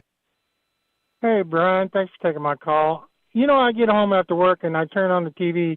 In prime time, I see Kamala's running for president ads all over the place. And how come we don't never get to see any Trump's bid for presidency on prime time? Well, you know, something you need to know about the ads that you see, they may not, even though they're in prime time, every network gives the local affiliate certain windows during prime time. And these may be local buys. I'm just not sure. I don't know. It's hard to know. But if it's a local buy, that explains a lot because, quite frankly, be honest with you, Republicans would waste their money to advertise in this state. Donald Trump, it would be a waste of his money. He needs to be putting all of his dollars into the battleground states because we know what the outcome is going to be in Tennessee writ large. But I don't know, if it's a network spot, I don't know what to tell you. These are decisions made at the very highest levels of each campaign. How about Steve in Nashville? Steve, you're on with Brian on the drive. What's on your mind today, Steve? Hey, Brian, with you heading to your class reunion with your cat head there, curious if you were voted most likely to be anything while you were in high school. No, I was most likely voted to be ignored. Watch out. No, not. I mean, I didn't really run with the popular group of people, and I certainly wasn't an athlete. I was 6'4" and weighed about 160 pounds. I was just, there's That's no hard chance. to believe. It's true. I can show you a picture and you'd be shocked at how thin I was when I was a young man. I grew very tall, very fast, and it took a long time for the rest of my body to catch up. But I was a rail. And so I wasn't any kind of athlete. I was the guy most likely to be running the film projector in class or be a member of the AV squad. But I actually ran around with a really great group of kids at my church, and we were tight. We were tight as ticks, and I still consider some of my best friends people that I went to church with, and so we had lunch together every day, and at school, and we did things together, and that group is still, even to this day, very, very tight. But no, not really expected to be much of anything except that tall, skinny kid that everybody remembered. Now, that's what I was known for, being tall and skinny. How about Rick and Franklin? You're on with Brian. Let's wrap it up here with this. Rick, you're up. Hey, Brian, on the issue of the President of the Senate, Kamala Harris, having to certify or not, is it not? Am I misunderstanding? It seems like they passed a law after the Pence issue, pretty much making that a rubber stamp, where there's no wiggle room there. They have to certify. And I think they did it with the understanding that Trump was going to lose. That didn't quite work out for him. But anyway, I think that I may be wrong, but I think there was a law passed that says, no, we're not going to have this anymore. And they passed or Senate rule or something like that. Yeah, well, it's entirely possible that got past me or that I have forgotten. I don't remember that. But I mean, I'll tell you what, I'll do a little research to find out if that's true. But it has always been thought to be rather a perfunctory action. And again, I would be very surprised if they tried to pull that stunt. Look, let me just say this. We're in for some rough times here in the next few days. This campaign all the way down is going to be hard fought and hard battle. I think election day is going to be very interesting. I wouldn't even begin to predict the things that might happen. But I have a feeling that it's going to be a very newsworthy day. And I don't think we're going to easily have the answer. I hope I'm wrong about that. I don't want to be, I want to be so wrong about that. But that's my gut feeling, is that it's probably going to be several hard fought days, if not weeks. I went through Bush v. Gore in Washington. I stood in front of the Supreme Court for all of that. So that's sort of what it feels like we're shaping up for now. But who knows? We'll wait and see. As my mama used to say, don't go looking for trouble; it'll find you. We'll just sit back and take it as it comes and try to deal with it. But this is a time to be locked in on Super Talk 99.7 WTN. Every day. 52 minutes now past the hour of 4 o'clock. I give it to the B group. I think the second group did well. They did really good. It was a good round, slight advantage to the second round. 52 past the hour.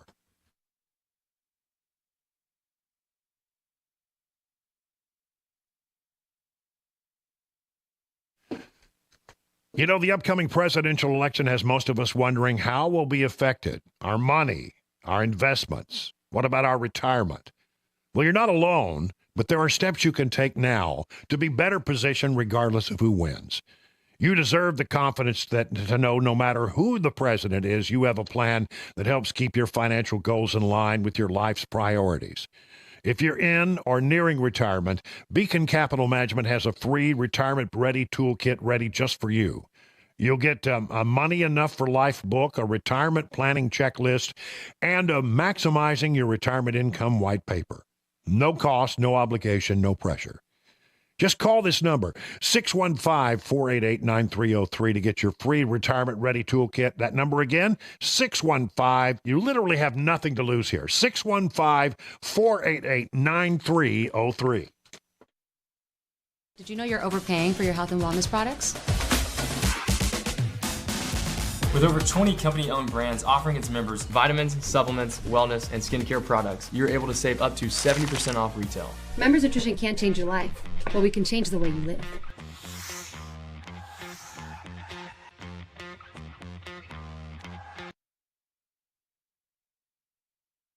Hey everybody, Dan Mandis with Super Talk 99.7 WTN and Nashville's Morning News. Right now, we are bringing results for our clients using both our radio and digital assets. 2025 is going to be a huge year, not only here in Tennessee, but of course, across America. If you want to jump on board, again, we're offering great incentives. Find us online, 997WTN.com, and let's talk.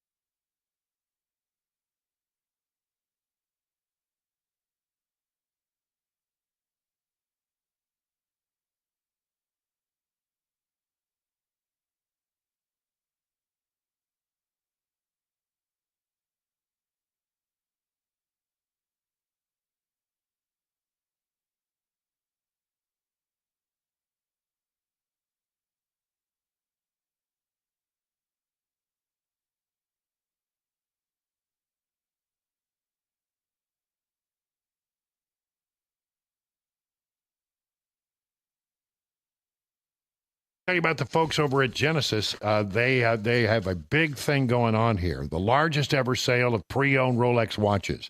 You've been hearing about this. It's huge. If you've ever dreamed of wearing a Rolex, you can't miss this special 2-day event, Friday and Saturday. During this event, you can take advantage of special pricing and zero-interest financing on a stunning selection of luxurious pre-owned Rolex timepieces. Genesis has brought in hundreds and hundreds, the hottest model Rolex watches that you can't find anywhere else. And every one of Genesis' luxury pre-owned Rolexes is in pristine condition, just like new, some out of the box, and all priced to sell at this event. And listen to this, with the purchase of any luxury pre-owned Rolex at this event, Genesis will give you a pair of 2-carat lab-grown diamond stud earrings free. That's a $3,000 value. If you own a Rolex now, Genesis buyers are going to be on site and offering top dollar for your watch, so you can buy, you can sell, or you can trade.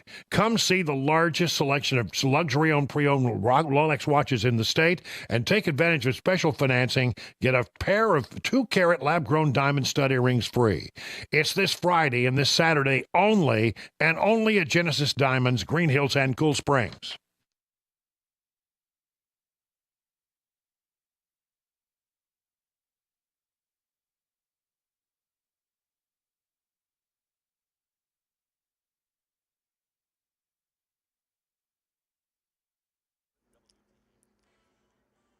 I'm Ken Weaver with your top stories. Full forecast and traffic in 5 minutes. Right now in California, the Los Angeles District Attorney announcing he will ask a judge to resentence Eric and Lyle Menendez for the murder of their parents inside their home in 1989. I came to a place where I believe that under the law, resentencing is appropriate, and I am going to recommend that to a court tomorrow. They were sentenced to life in prison without parole. Here's Alex Stone. This has all happened incredibly quickly and comes after Netflix put out a documentary and a scripted series on the Menendez brothers. Pressure was building on the DA, who is up for re-election, and polling indicates way behind in the polls. There have been TikTok campaigns to get them released. Celebrities like Kim Kardashian and Rosie O'Donnell have been pushing for their release. And now this today, movement in the case 35 years later, amid a new generation of support for their release. Right now in Tennessee, a crash killed 2 people in Warren County this morning. Law enforcement at the scene telling News 2 that an individual shot at an officer. That led to a chase and then the crash. This happened around 6:30 this morning on Highway 70, just west of McMinnville. The deceased have been identified as Brandon James and Phyllis Prater. The Manchester Times reports Phyllis Prater owned the popular Prater's Barbecue in Morrison and a location in Manchester. Even Manchester Mayor Joey Hobbs sharing his condolences after the collision. Prayers for peace and comfort for the Prater family over the tragic loss of Phyllis, and we are also thinking of all those affected by the horrific wreck this morning. Here in Nashville, the city is going to use storage-like tiny houses to get homeless people off the street. This is Metro Director of State and Legislative Affairs Darren Jernigan on Channel 4. It's not going to be a community of 100 pallet shelters at one place. What we plan on doing is doing an RFP for nonprofits. And you have a nonprofit like the Salvation Army, or maybe a church or an open table, or some places that their mission is to get people off the streets. These pods have been in storage for years while the city waited for approval from state regulators, and that came yesterday. That's the latest news. Traffic and weather next. I'm Ken Weaver, WTN News.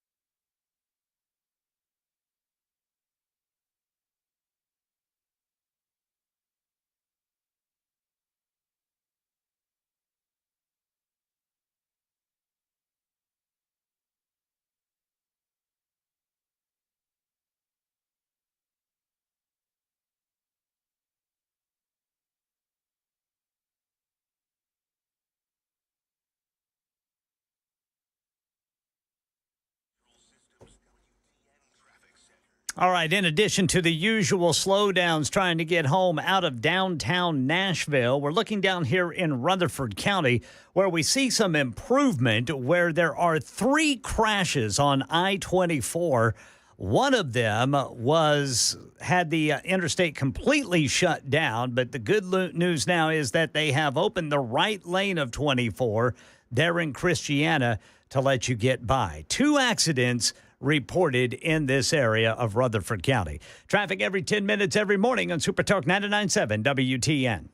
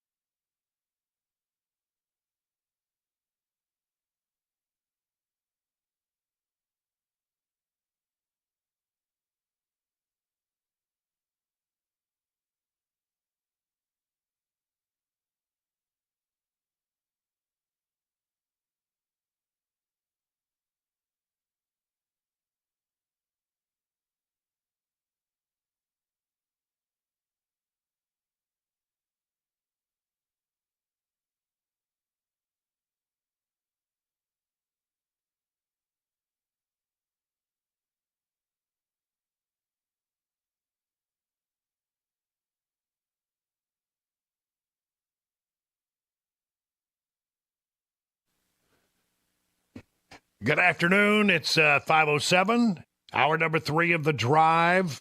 This is going to be an interesting hour. A lot of stuff to cover. We'll do our Three Amigos segment, and per Ken Weaver's request, I will be wearing on Super Talk TV. You need to dial in to see this for sure. My Permian Panther gigantic cat head that I'm taking to my 50th high school reunion tomorrow. Well, you're going to attempt to anyway. Yeah, I mean, we tested it out earlier, and I can put it over and still have my headphones on. Yeah. Yeah. Now, perfect. Yeah, it works. It's that big. And so, Ken Weaver's, I tried to crack him up during the news. There's a long, tried and true tradition of trying to crack the news guy up. Oh, yeah. Yeah. During, so he can see me on a camera. Mm-hmm. And I had the cat head, and I was, having it, dance around, there in front of the camera. And you can't break up Ken Weaver. He's unflappable. He's unflappable. I actually, I was pretty, when I was doing radio news way back. Yeah, you could get me easy. The jock I'd be sitting across the window from the jock. The disc jockey who played the music, and I would be doing the news just across the window. And I'd start to do the news, and they'll do all kinds of things. I mean, some things I can't even describe on the radio. Oh, yeah. Anything in the world, the biggest trick, it's a time-honored tradition at some point, is that you'll be reading your copy, and they'll come in and set the copy on fire while you're doing the news. That is the worst one. Because you gotta put it out. I don't know if you could get away with that one nowadays. Yeah, no, I don't. That's HR would get involved, and no doubt about it. Well, there's a lot of things that I've seen in broadcasting over the years that are the traditions that have gone. I'll give one example. When I first went to D.C.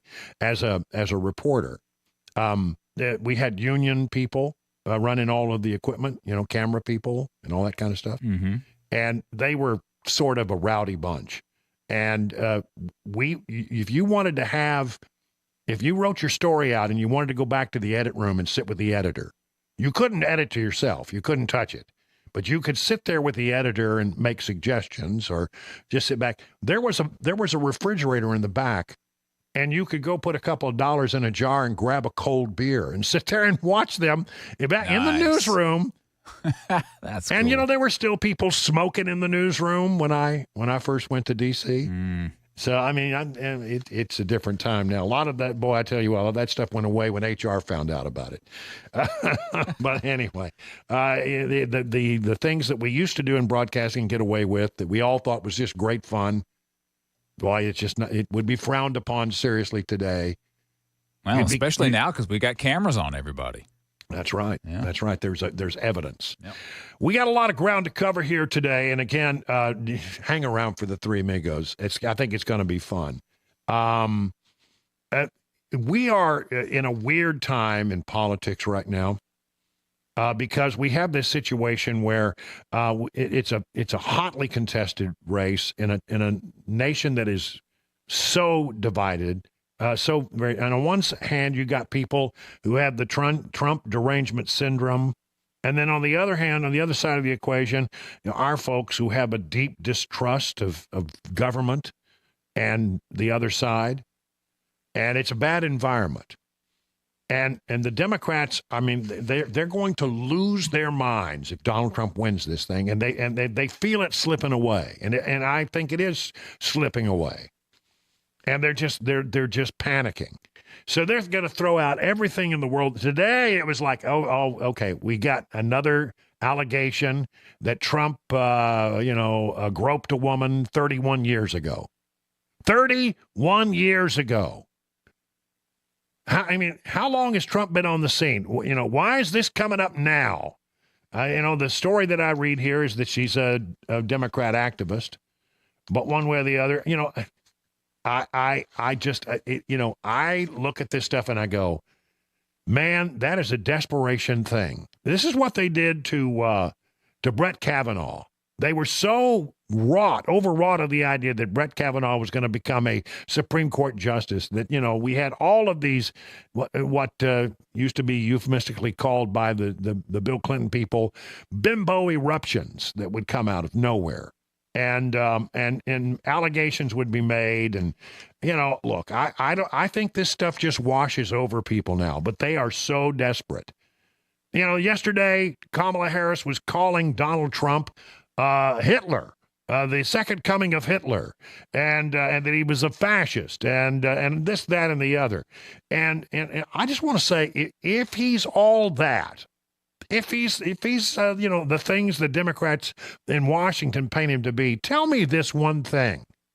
Why would so many Democrat senatorial candidates in battleground states in very tight races be going out of their way to embrace Donald Trump? I'm not making this up. It is indeed happening. It probably will shock Kamala Harris and the rest of her campaign staff to learn that there are incumbent Democrat U.S. senators in this country right now running television ads touting all their work with this modern-day Hitler. I wonder if Kamala Harris tonight in our town hall meeting will call for them to take these ads off the air, touting their work with this Hitler. I mean, if he were really Hitler, if he were really a threat to democracy, not a single Democrat in this country would be running ads touting their work with Donald Trump. Listen, I have all kinds of stories here about Democrats who are in tight races in the battleground states are embracing Donald Trump, talking about all the things they did to work with Donald Trump. We're not afraid to work with Donald Trump. Vulnerable Senate Democrat promotes Trump and ties in new ad. The spot, which says that Senator Bob Casey of Pennsylvania has sided with Trump on trade and tariffs, was quickly denounced by the Trump campaign. Senator Bob Casey, Democrat of Pennsylvania, distances himself from the Biden administration and highlights his support of certain Trump administration policies in a new TV campaign that aired in parts of the state on Friday. This is last Friday, signaling last-minute appeals to the former president's supporters in crucial battleground states. In the ad, two voters, a married couple, made up of a Republican and a Democrat in Old Forge, Pennsylvania, praised Mr. Casey as an independent lawmaker, saying that he bucked Biden to protect fracking and he sided with Trump and to end NAFTA and put tariffs on China. Well, that wouldn't be enough. If he truly was the second coming of Hitler, you would not want to be attached to him, right? Tells you, Democrats, if it weren't for double standards, would have no standards at all. As my old friend Chris Plant used to say. Still does. Endangered Democrats brag about Trump ties in final stretch. Axios. Some of the most vulnerable Democrat senators in this election are using the closing stretch to boast about their ties to former President Trump. Why it matters, even candidates in presidential battlegrounds are now featuring Trump cameos in campaign ads as Democrats up and down the ballot run to the middle. The trend comes as split-ticket voting declines, making it more likely that a Senate candidate's fate will be tied to their state's presidential results. As a sign of just how close it is, Rust Belt races could be this year. Driving the news, Senators Tammy Baldwin, one of the most liberal members of the United States Senate. I bet they had to really scrub through her voting record to find anything she supported Trump on. She is uber left, openly gay, and not that that matters, but I mean, that just tells you a little bit about her politics. And she and Bob Casey, both released dads. Okay, what about this one? John Tester out of Montana. Girding for a hostile visit to his state from President Trump, Democrat Senator John Tester took out full-page newspaper ads Thursday welcoming the commander-in-chief to Montana and thanking him for signing 16 bills that Tester had pushed. Trump is scheduled to appear at a rally Thursday. This was last Thursday afternoon in Great Falls, and blah, blah, blah, blah, blah, blah. But here's Tester. He put out this big, full-page ad in all of the state's major newspapers. Welcome to Montana, Mr. President. Yeah. Again, if he were all these horrible things that Kamala Harris paints him in, could you imagine any of these Democrats wanting to have any association with him? It's a game. And you need to understand that they're just playing a game right now. Kamala Harris last night attacking Donald Trump at her CNN town hall. He's just putting out a 911 call to the American people. Understand what could happen if Donald Trump were back in the White House. Imagine now Donald Trump in the Oval Office. I can't imagine that. In the Situation Room. He who has openly admired dictators, said he would be a dictator on day one. He himself has said he would terminate the Constitution of the United States. And oh, my God. Wants to earn your vote to stand again behind the seal of the President of the United States? No one standing behind the seal of the President of the United States of America should be in that position. I believe Donald Trump is a danger to the well-being and security of America. Then why does Bob Casey, a well-established Democrat, why does Tammy Baldwin, a well-established Democrat, why does John Tester, a well-established Democrat, why are they embracing Trump in their states? Just asking. Kamala Harris out to tear up the norms that we have in this country. She wants to go after the Supreme Court. She wants to do away with the Senate filibuster. Let me ask you, you've talked about codifying Roe v. Wade. That would obviously require 60 votes in the Senate, a majority of the House. That's a big leap. We don't have that yet. If that's not possible to codify it in the House, what do you do? I think we need to take a look at the filibuster, to be honest with you. There it is. She wants to do away with the filibuster in the Senate. A tried and true tradition in that institution that protects the rights of the minority. And as someone who covered that institution for, I don't know, maybe a decade on and off, 10 years, I walked those halls. I came to appreciate the importance of the filibuster. And quite frankly, she's not going to be able to get rid of the filibuster. There's too many senators who really respect what the filibuster is there for to put up with that nonsense. But she's going to try. She's going to try to pack the Supreme Court. She's going to try to do away with the filibuster. Nothing about that the Founding Fathers put forward is something that she wants to keep, it would seem.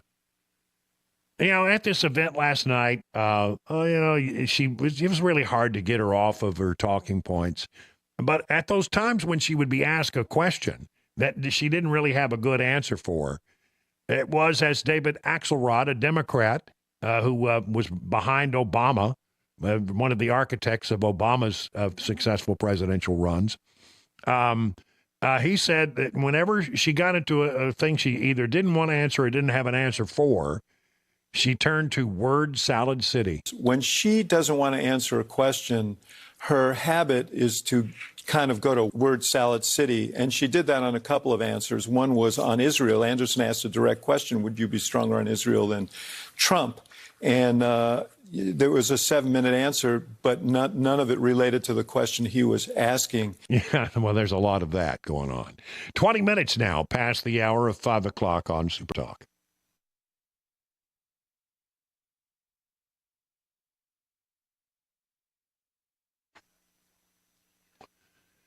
Hey, listen, do you want to know that you're funding America's future? And it's not the future. You may be funding America's future in the wrong way. It's not the future you want for your kids.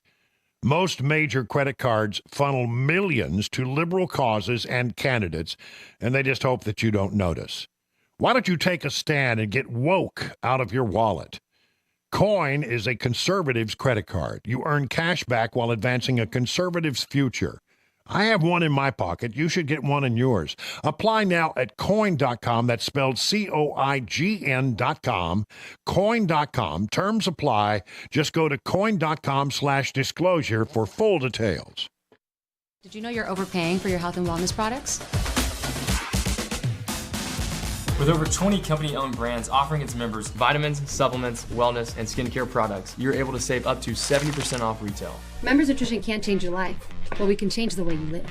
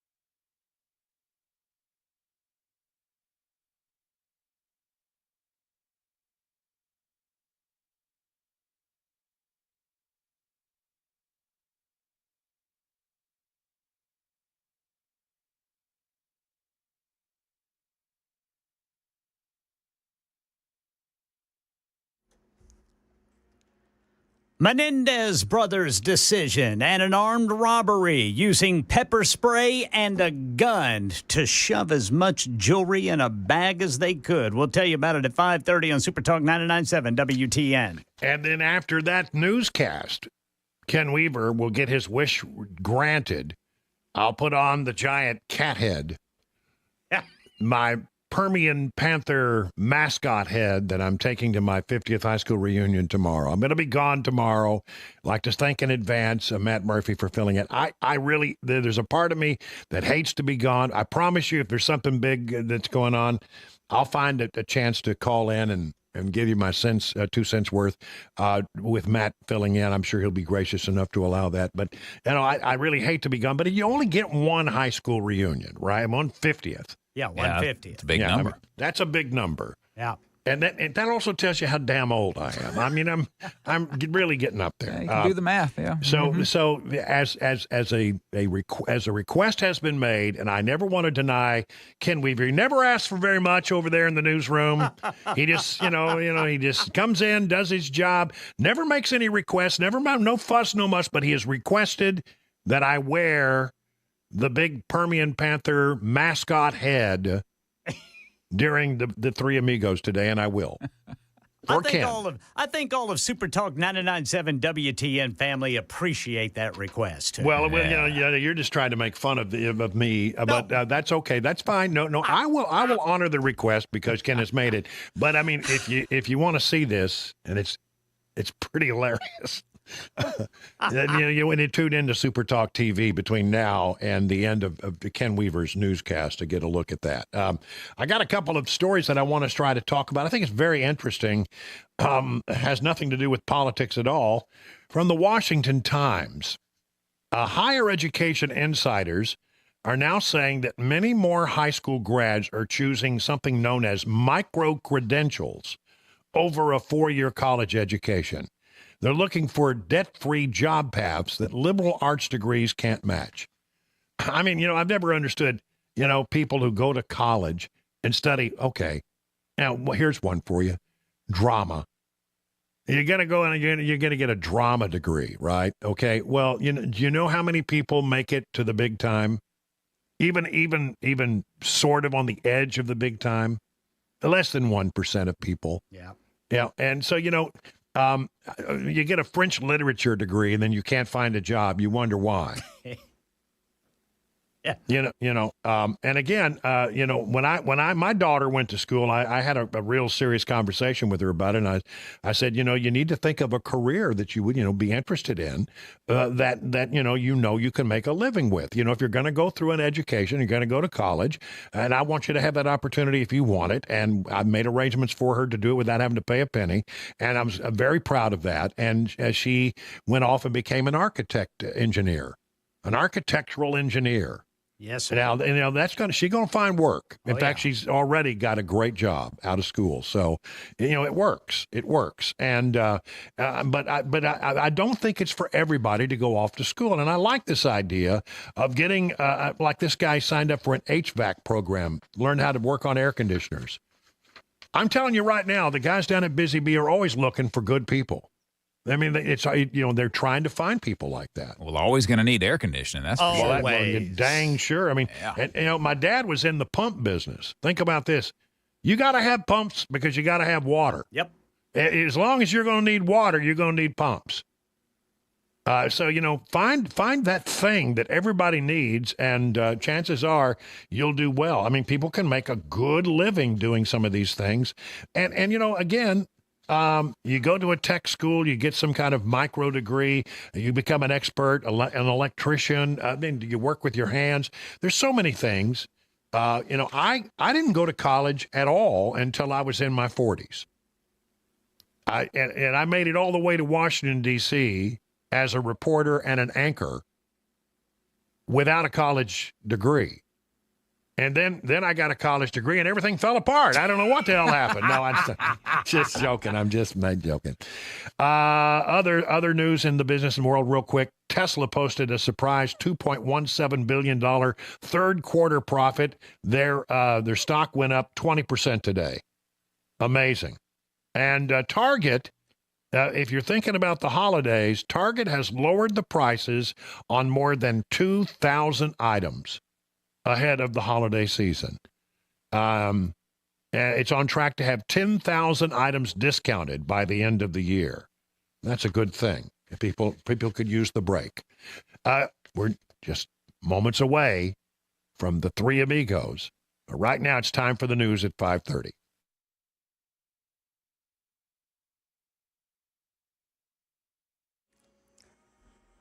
I'm Ken Weaver with your top stories. Got the full forecast and traffic in 5 minutes. And right now in California, Eric and Lyle Menendez are being recommended for resentencing with the eligibility for parole for the 1989 murders of their millionaire parents in their Beverly Hills home. Los Angeles County District Attorney George Gascon said he'll recommend it to the court tomorrow. What I hope is that the parole board will have an opportunity to review their behavior, and if the parole board deems it appropriate to release them, that they can come back and hopefully be a productive member of our society. All of this is up to a judge. Metro Police looking for 3 people accused of stealing $1.7 million worth of jewelry from a store on Nolensville Pike. Dubai Jewelry. Employees claim they were pepper sprayed and held at gunpoint. Channel 4 spoke to the owner of a nearby business who said he saw one of the suspects in his store before the holdup. He didn't take his sunglasses off. He didn't appear to, be doing business at our store. He just was looking around, looking at the ceiling like he was looking for cameras. And he had a screwdriver in the back of his pocket when he walked out. Now, the owner of Dubai says 2 of the robbers shoved as much merchandise as they could grab into a bag, including a $95,000 belt and a $190,000 gold brick. Right now, 2 people are dead in a crash in Warren County. This about 75 miles southeast of Nashville. It happened just after 6:30 this morning on Highway 70, just west of McMinnville. Law enforcement telling News 2 it happened after someone fired at an officer. There was a chase and then a crash. The deceased have been identified as Brandon James and Phyllis Prater. Phyllis Prater owned Prater's Barbecue, a popular restaurant in Morrison and a location in Manchester. That's the latest news. Traffic and weather next. I'm Ken Weaver, WTN News.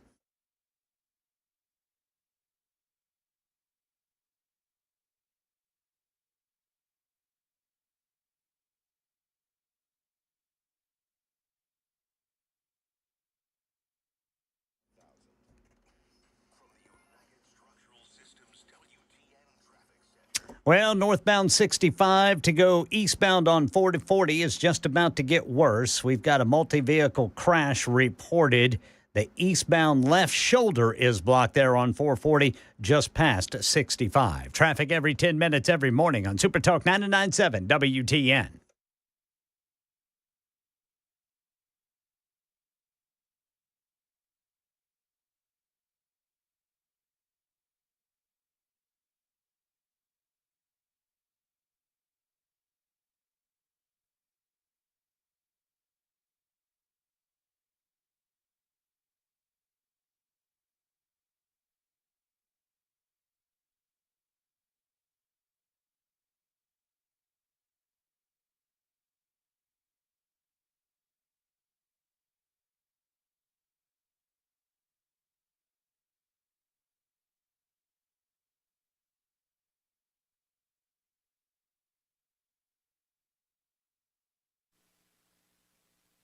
Grace Point Healthcare is known for affordable, convenient, and comprehensive medicine, and they're also known for their smart care plans that start at just $69 a month.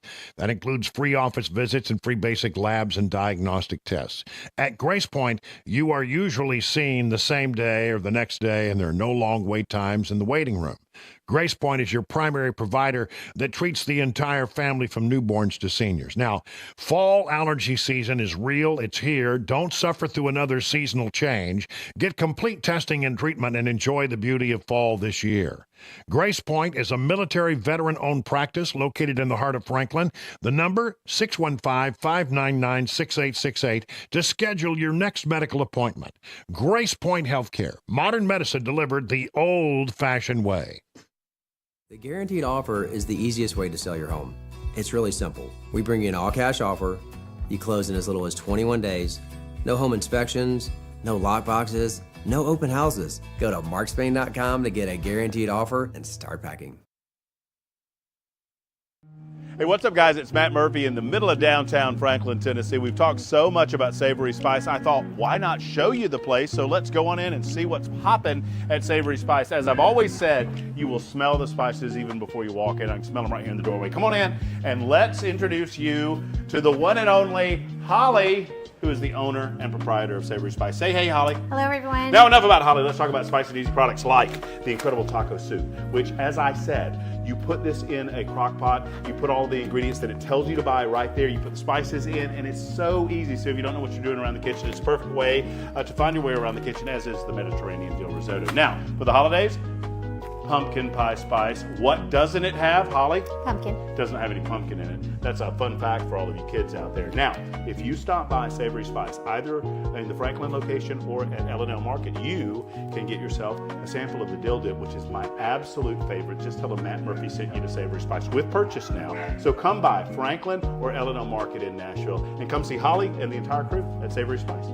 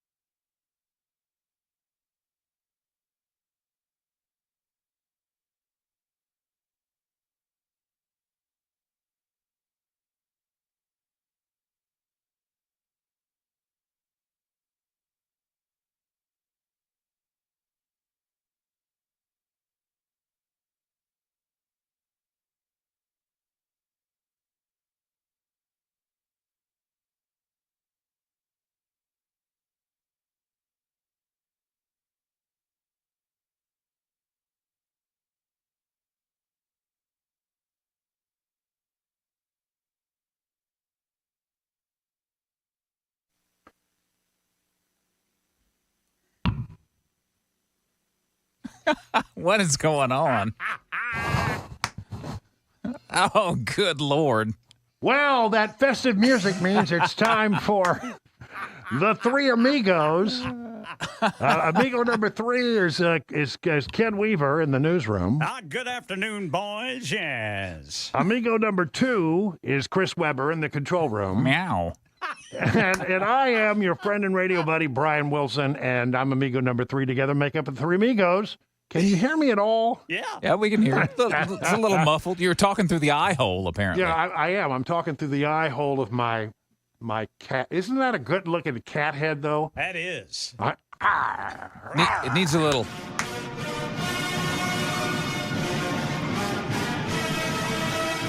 M-O-J-O-M-O-J-O.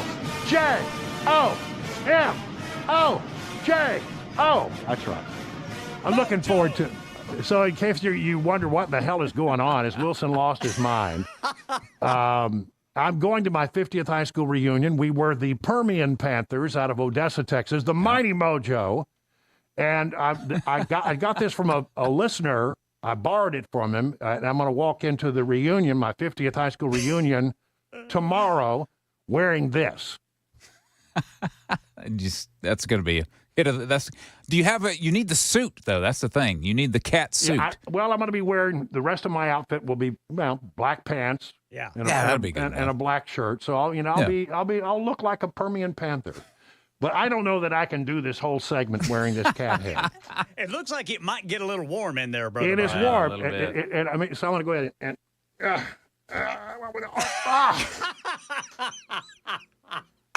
oh, my wife is here. Oh, looks like a reverse birth. Now look, you gotta let me put my hat back on. Okay. Yeah, your hair is all mussed.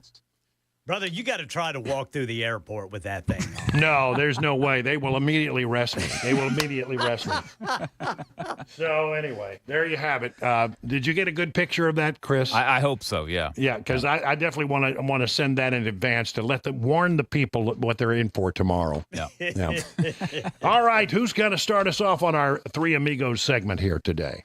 Go ahead, Brother Chris. All right, I'll go first today. This one is just a weird story that I thought might interest some of the single gentlemen in our listening audience. I know we're all taken. All three of us here are. Yep. But, lucky ladies. Yep, that's right. Anyway, so this goes back to 2012 is when this story begins.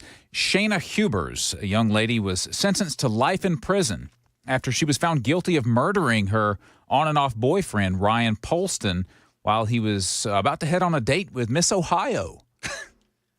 During a police interview after her arrest, she told detectives that she was jealous of other women and say that she feared whether anyone would ever want to marry me, knowing that I killed a boyfriend in self-defense.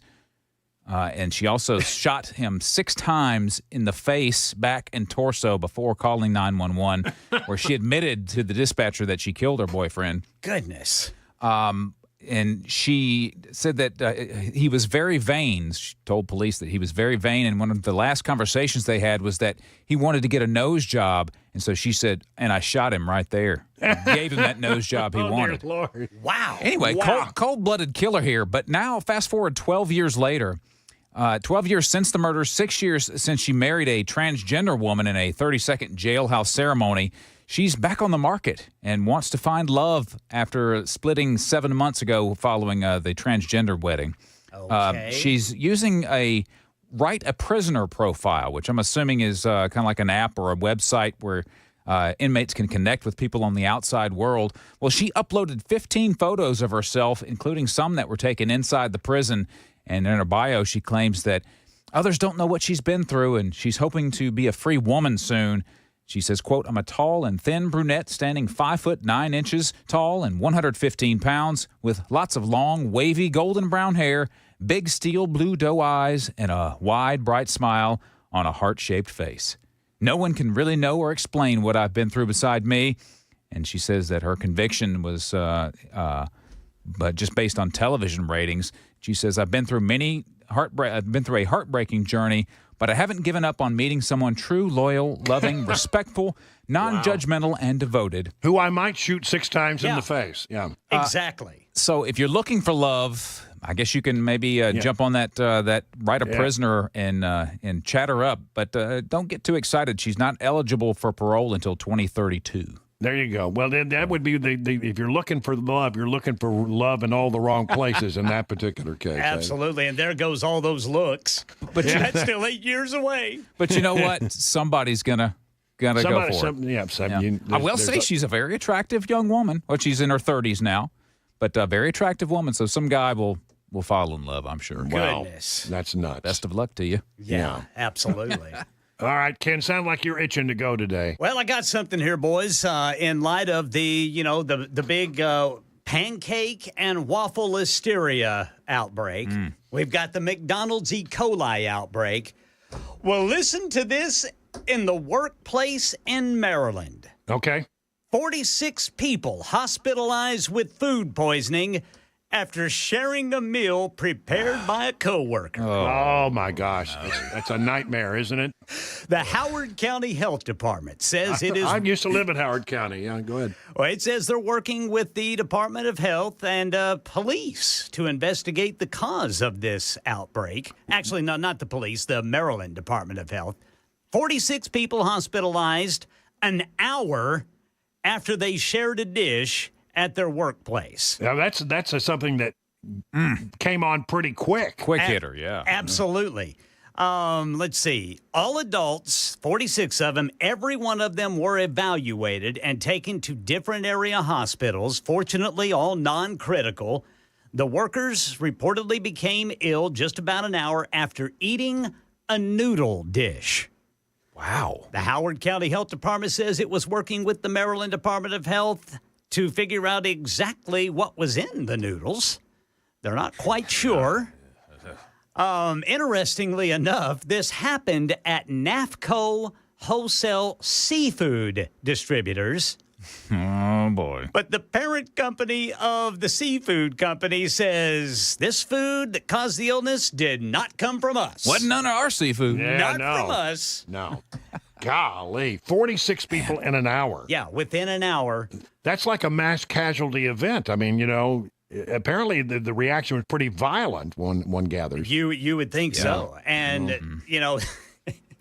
What was in those noodles? I have no idea. I don't want to know. Yeah, I wonder if it was on purpose or not. Well, that's what I wonder. That's the next thing. It makes me think back to that movie Office Space, where the fella who threatened to burn the building down, because people kept taking his stapler. Yeah, you took my stapler one too many times. I'm going to give you all food poisoning.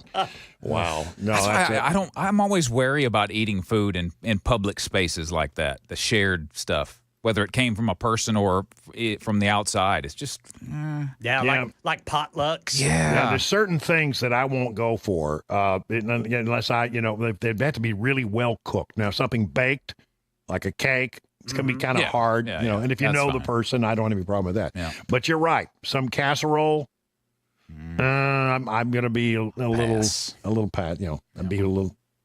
And I generally like potlucks, but I do walk past some stuff. I'm not touching that. Yeah, I will definitely pass on the seafood potluck. Not saying there was seafood in this fella's noodles, but it was at a seafood company, even though the parent company said it wasn't ours. All right, I got one for you. I got a couple of things. First of all, we talked the other day about Dr. Pepper, and these are not really strange stories, just things that I found really, really interesting. I did not know in our discussion of the history of Dr. Pepper who currently owns Dr. Pepper.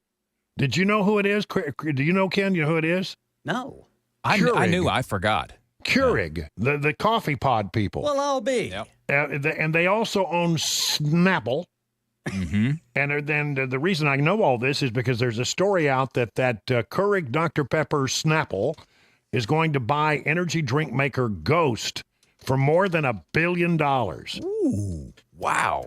Ghost. Ghost is an energy drink that apparently appeals to young people. It has very sweet flavors like Sour Patch Kids and Oreos. That's right. And they say that it is designed to appeal to Gen Zennials.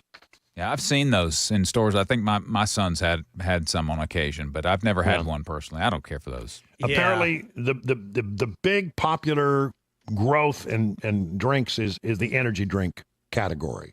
Yeah. And so they want to get into it in a big way. So it's a lot of money. What I didn't know is that Keurig owned Dr. Pepper, and that means they get a lot of my money. Because I use Keurig. Both, yeah. I drink Keurig coffee pods in the morning and a Dr. Pepper in the afternoon. Yep. There you go.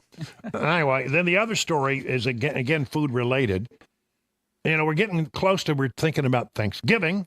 And when we talk about Thanksgiving, what's the most important thing? The turkey. Yes, sir. Yep. And if you don't know what you're doing, a lot of people really struggle with the idea of thawing a turkey and having it ready to be cooked in time. If you don't thaw it out early enough, you get into real trouble. Butterball, those crazy people at Butterball, are offering a new turkey for Thanksgiving this season that is pre-seasoned, and you don't have to thaw it. Really? That's right. With convenience in mind, the new cook from frozen turkey just requires 2 easy steps. Unwrap and roast. There is no thawing necessary. It also doesn't need basting, brining, or even seasoning.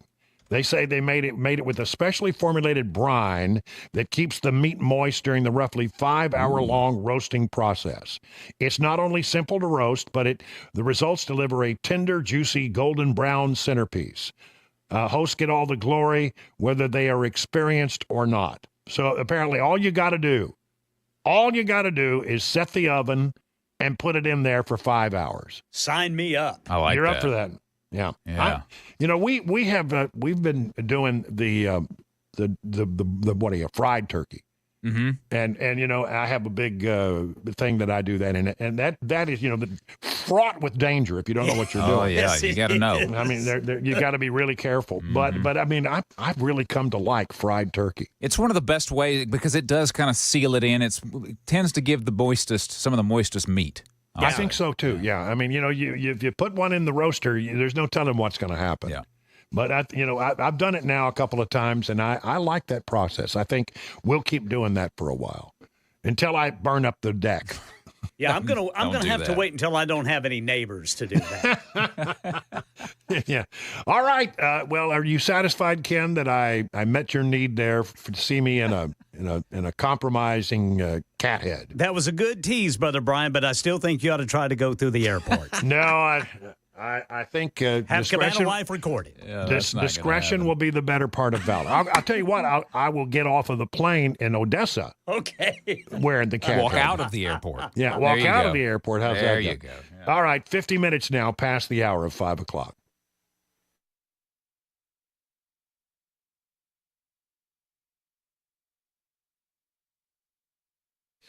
Folks, have you heard about the item that Costco keeps running out of? Gold bars. They just can't keep them in stock.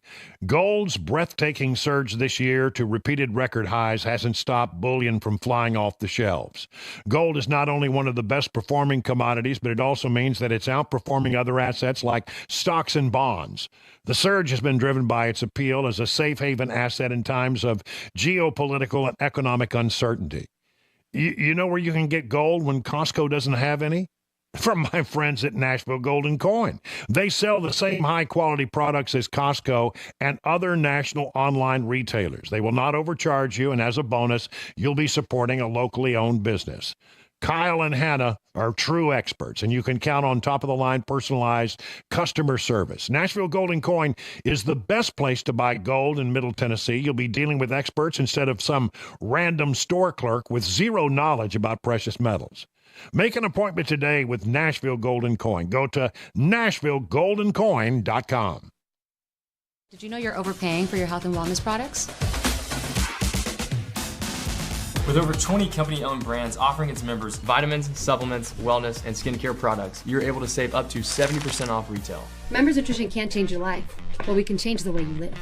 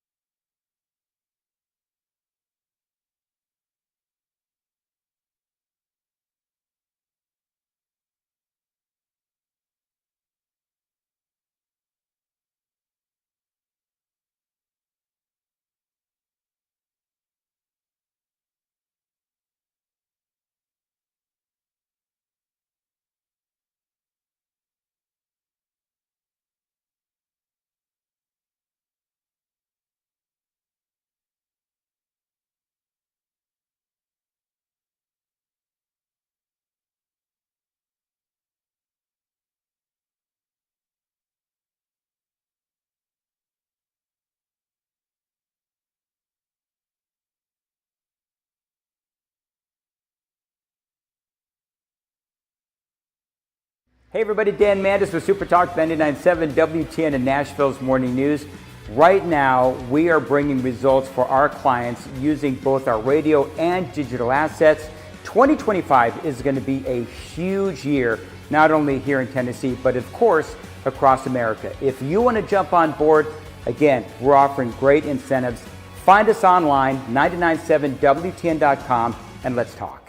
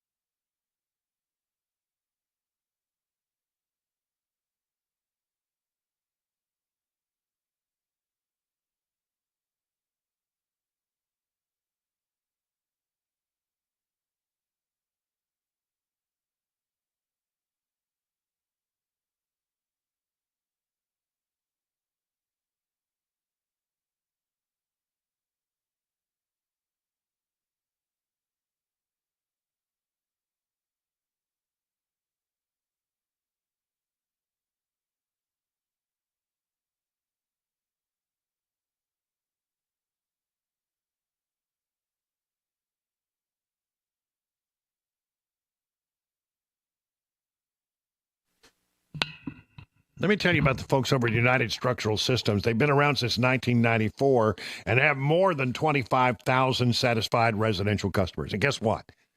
I'm one of them. I really am. I mean, I had them come out to my house because I had the classic thing that they always talk about, the stair-step cracks in the masonry joints. And so I had a couple of places in my house I was a little concerned about.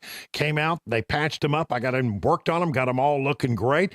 You can't even tell that that there was a problem there. It's real. They did an amazing job. And then they went underneath my house, and it seems like I am one of those people who has a little moisture under house, and so they wanted to fix that, put in some pumps, put in some piping. Had a guy named Manny who's crawling under my house for a couple of 2 or 3 days. Man, he got it looking great.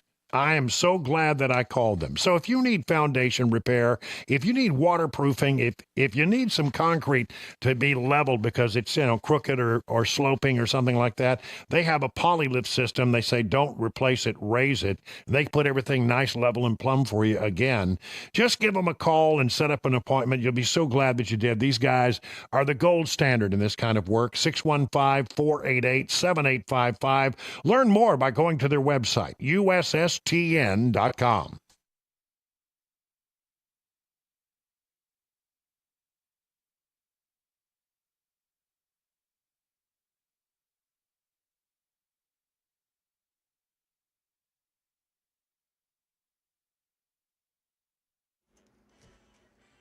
I'm Ken Weaver with your top stories. Full forecast and traffic in 5 minutes. Eric and Lyle Menendez being recommended for resentencing with the eligibility for parole for the 1989 murders of their parents. The brothers have long argued they were molested by their father. Los Angeles County District Attorney George Gascon telling ABC News today's decision based on California's youthful parole statute for people convicted under the age of 26. I believe that they were molested. But the decision that was made today, it really has to do more with the resentencing laws in the state of California. Yeah, the judge does not have to agree. The judge can also be persuaded by others in court, and we understand that there are members of the DA's own team who are going to oppose him in court, saying that, no, these two young men should not be released. Right now in Tennessee, a crash killed 2 people in Warren County this morning. According to law enforcement at the scene, an individual shot at an officer, which led to a chase and crash. Happened around 6:30 on Highway 70, just west of McMinnville. The deceased have been identified as Phyllis Prater and Brandon James. Phyllis Prater, owner of the popular Prater's Barbecue in Morrison, and then another location in Manchester. And Metro Police are looking for 3 people accused of stealing $1.7 million worth of jewelry from a store on Nolensville Pike. Dubai Jewelry. Employees pepper sprayed and held at gunpoint. Here's Channel 4's Marissa Sulik. The owner says this all went down around 10 Wednesday morning. He says a man and woman came inside looking for jewelry when another man walked in. That's when one of the men jumped over the counter, pepper sprayed employees, and held them at gunpoint. The owner says in 4 minutes, the other 2 put as many gold pieces in their bags. That includes this $95,000 belt and a $190,000 gold brick. A store owner nearby saw one of the suspects minutes before in his store. I asked him if I could help him, and he said no, and just said he was looking around and walked out. And the search is on for those suspects. Nashville leaders plan to start using storage-like tiny homes to get homeless people off the street. Metro Director of State and Federal Legislative Affairs Darren Chertigan telling Channel 4 they've been in storage for years, waiting for the state to prove their use to be used for homeless housing. It's not going to be a community of 100 pallet shelters at one place. What we plan on doing is doing an RFP for nonprofits, and you have a nonprofit like the Salvation Army, or maybe a church or Open Table, or some places that their mission is to get people off the streets. Yeah, the city's working on a partnership proposal and will start taking applications from groups wanting units in the coming months. That's the latest news. Traffic and weather next. I'm Ken Weaver, WTN News.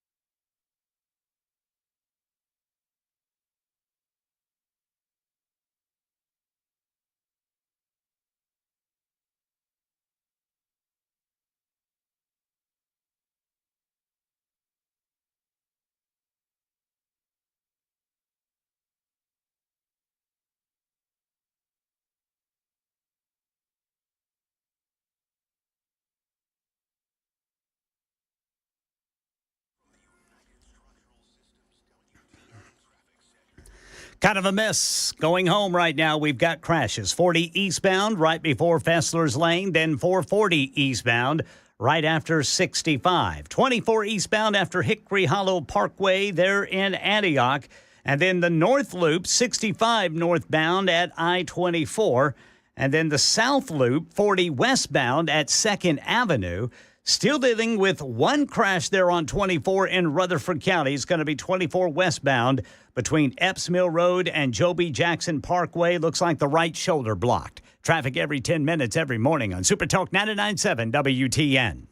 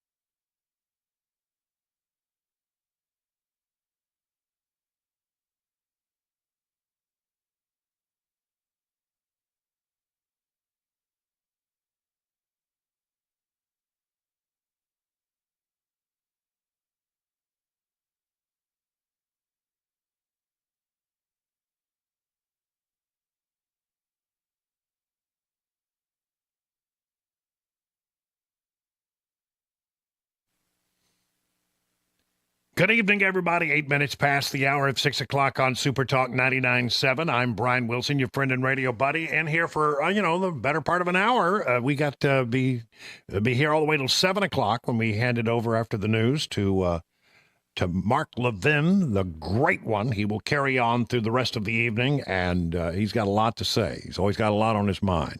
You don't want to miss Mark Levin, but we're gonna continue to talk about things. I got a bunch of stories here that I've been trying to get in today, and I just haven't gotten around to them because there's so much.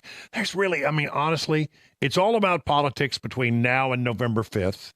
And I've given you the numbers. Let me just run through some quickly in case you have just joined us. First of all, it is 12 days till the election. 1 week left here in Tennessee for early voting.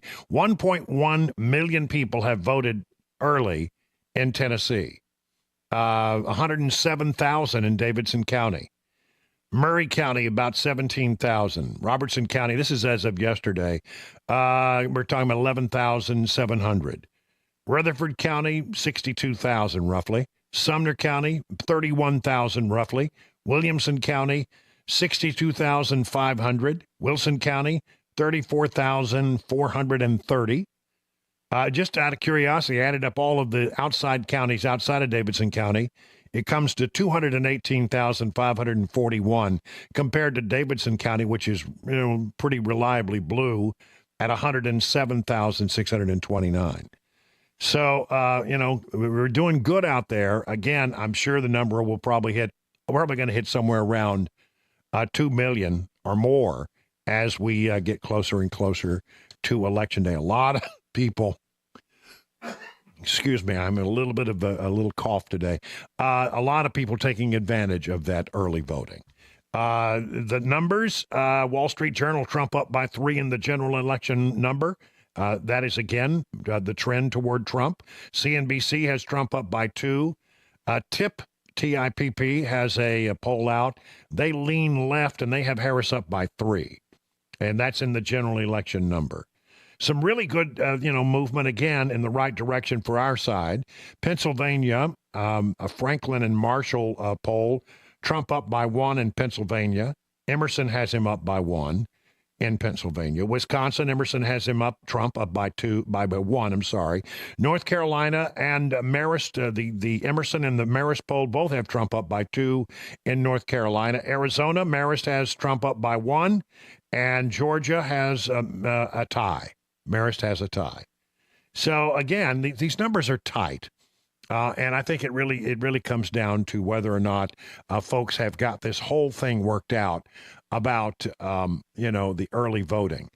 And the polls, are they overestimating or underestimating where Trump is? In the past 2 elections, Trump has been dramatically underestimated by the polls.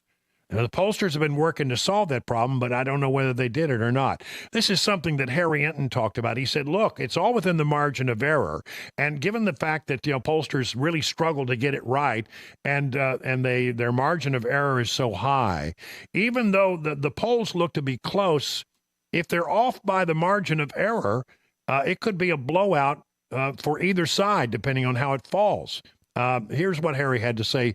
He's their number cruncher over at CNN. So if you look across the 7 key swing states, the 7 closest states, in all of them, the margin right now is under 2 points, under 2 points. But keep in mind, polling ain't perfect, my dear friends. On average, since 1972, in the battleground states, in the key swing states, the average error in the key swing states is 3.4 points. So if all of the battleground states go in one direction, you can end up with a map like this for Kamala Harris, where she wins all the key Great Lake battleground states, wins North Carolina, wins Georgia, wins Arizona, wins Nevada, and she gets to 319. That's even better than Biden did. That's even better than Biden did. Of course, it could go in the other direction, whereby Trump wins all the key Great Lake battleground states, North Carolina, Georgia, Arizona, and Nevada, and he gets to 312 electoral And votes. that's even better than Trump did in 2016. Exactly right. So based upon what we see with the average polling error and how close the states are at this point, if all of the states move in one direction, one of these candidates could score a relative blow in the Electoral College, win 300-plus electoral votes. What does history tell us about the possibility of all these states moving in one direction? Now, this is where I think it gets really interesting. History tells us that it is more likely than not that all of the swing state polling errors would move in one direction. So in 2012, 92% of the states moved in Obama's direction. That is, the polls underdid Obama. In 2016, 83% of the swing states moved together because the polls underdid Donald Trump. Of course, we all remember that. And how about in 2020? 100% of the swing state polling averages underestimated Donald Trump, and so he did better than a lot of folks thought. So this time around, don't be surprised if the swing state polls, when they underestimate one candidate, they underestimate all of them in the states, and that would lead to a relative electoral college blowout. I would say it a little differently. I would say, look, in 2016 and in 2020, they got it wrong with regard to Trump, and they underestimated his actual number. Every time Trump has run, they get it wrong. And they underestimate him. Have they solved the problem? My guess is probably not, which means that even though these numbers are tight, it could well be a blowout for Trump. But who knows? I mean, maybe the pollsters, they claim they've been working to solve that problem. I don't know if they've gotten it right. They haven't gotten it in 2 election cycles. Why would they get it right this time? Trump said that he would fire Jack Smith, the prosecutor, if elected within 2 seconds. Former President Donald Trump, according to CNBC, said Thursday he would immediately fire Special Counsel Jack Smith, who brought 2 federal indictments against Trump if he's elected to a second term in the White House. Conservative radio host Hugh Hewitt asked Trump in the interview if he plans to pardon himself or fire Smith on the day he would take the oath of office. It's so easy. I would fire him within 2 seconds, said Trump, who added that he got immunity at the Supreme Court and called Smith a crooked person. I don't think Smith is got a good case here at all. I also don't think it's helpful when Donald Trump says things like this, because if the argument the Democrats are making is that he will be dictatorial, that sounds sort of dictatorial. If he didn't do anything wrong, and I don't think he did, then, let that to play out. But he says he would fire Jack Smith within 2 seconds if he's elected.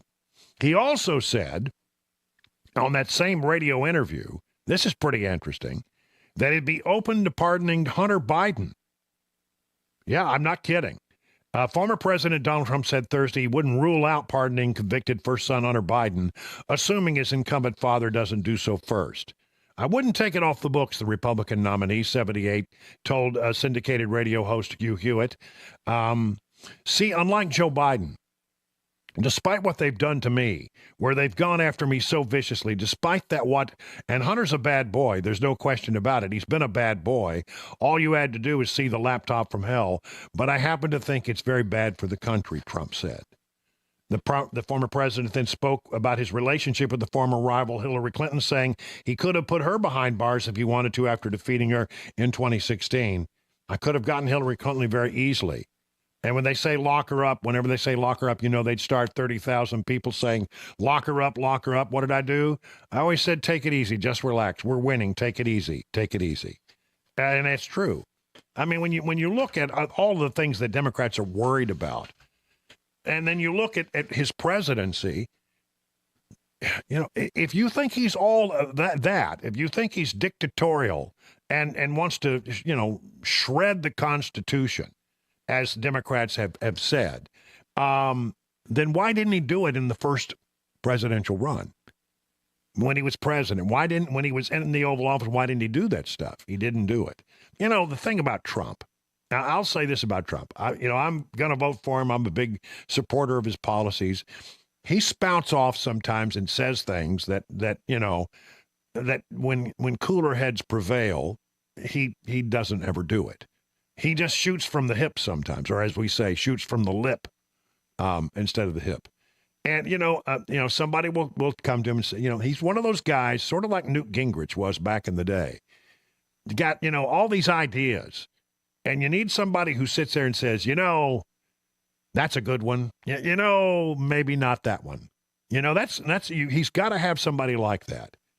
Because, sometimes he just says things that are, that come off the top of his head, and upon reflection, it sometimes they do more harm than good. But I've always had a little concern about his communication process and the way he communicates with voters.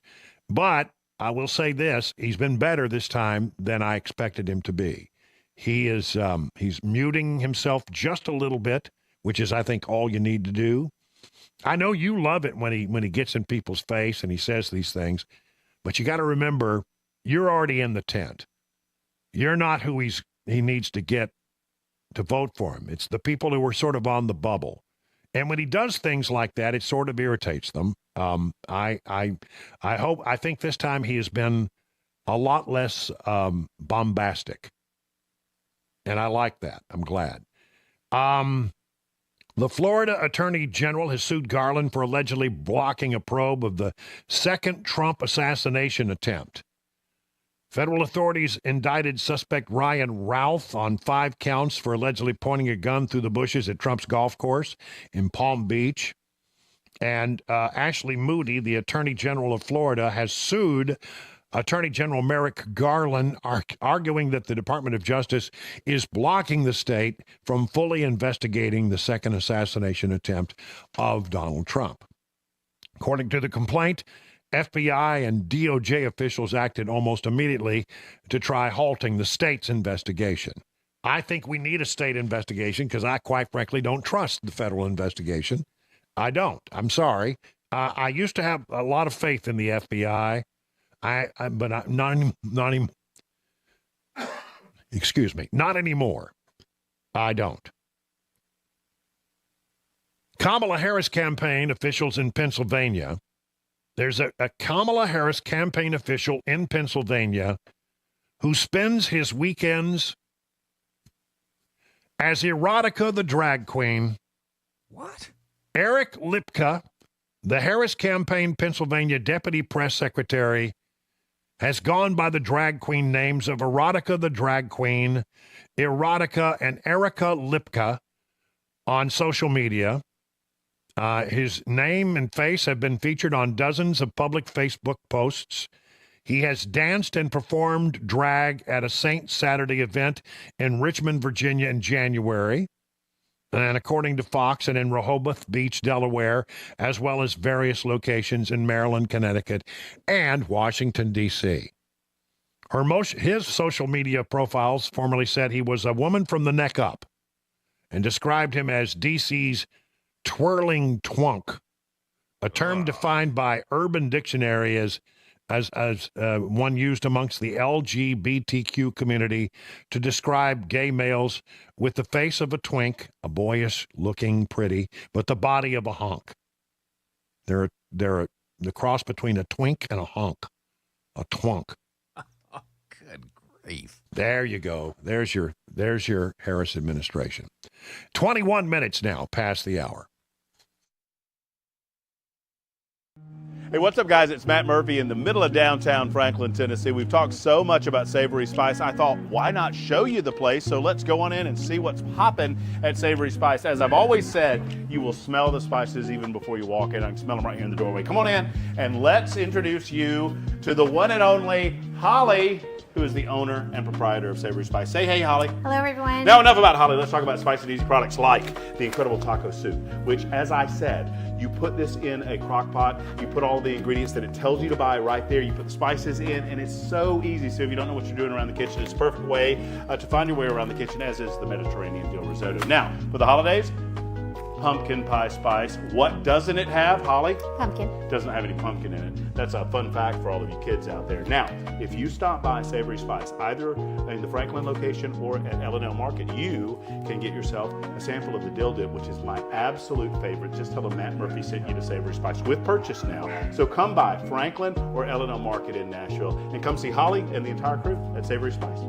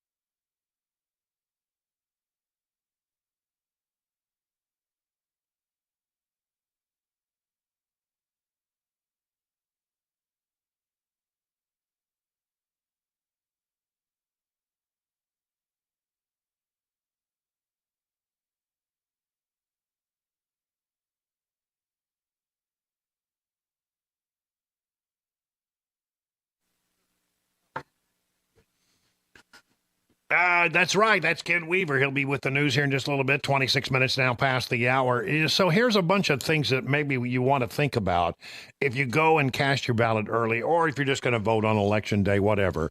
I recommend the former, not the latter. Tennessee polling places and rules. There are some rules in place.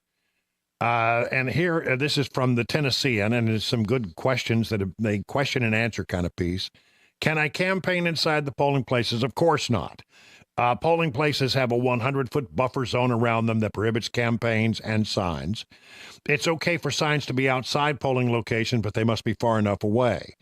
Candidates are allowed within the buffer zone, but only to vote. If they are campaigning, they must be at least 100 feet away. If you see anything other than that, you should say something. Can you wear political shirts to the polls?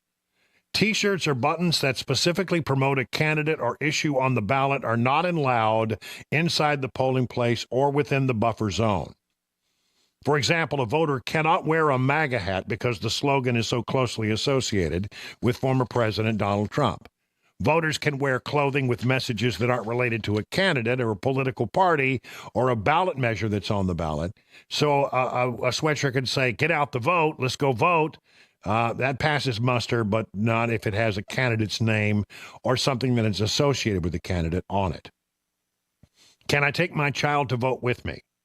Yes, children under 17 years old can enter the voting booth with their guardians to observe the voting process. In fact, it's encouraged. I like that idea, by the way.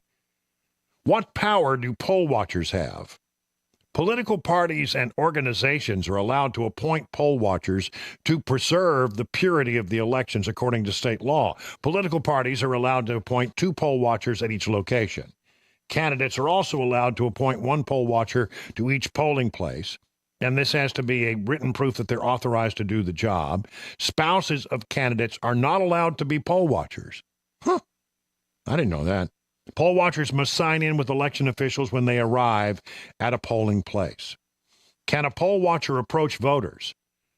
Poll watchers are not allowed to approach voters. If a poll watcher have a concern, they have to report it to the county election official. They are allowed to inspect ballots while they're being counted. Can I apply to be a poll watcher? If you want to be a poll watcher, you have to do so through a candidate, political party, or an organization deemed eligible by county election officials. Every appointment must be in writing and signed by a candidate. Can I take as long as I want to vote?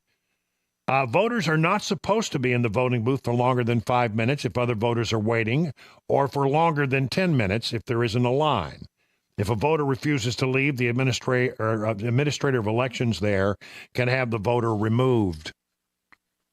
Can I use my phone at polling places?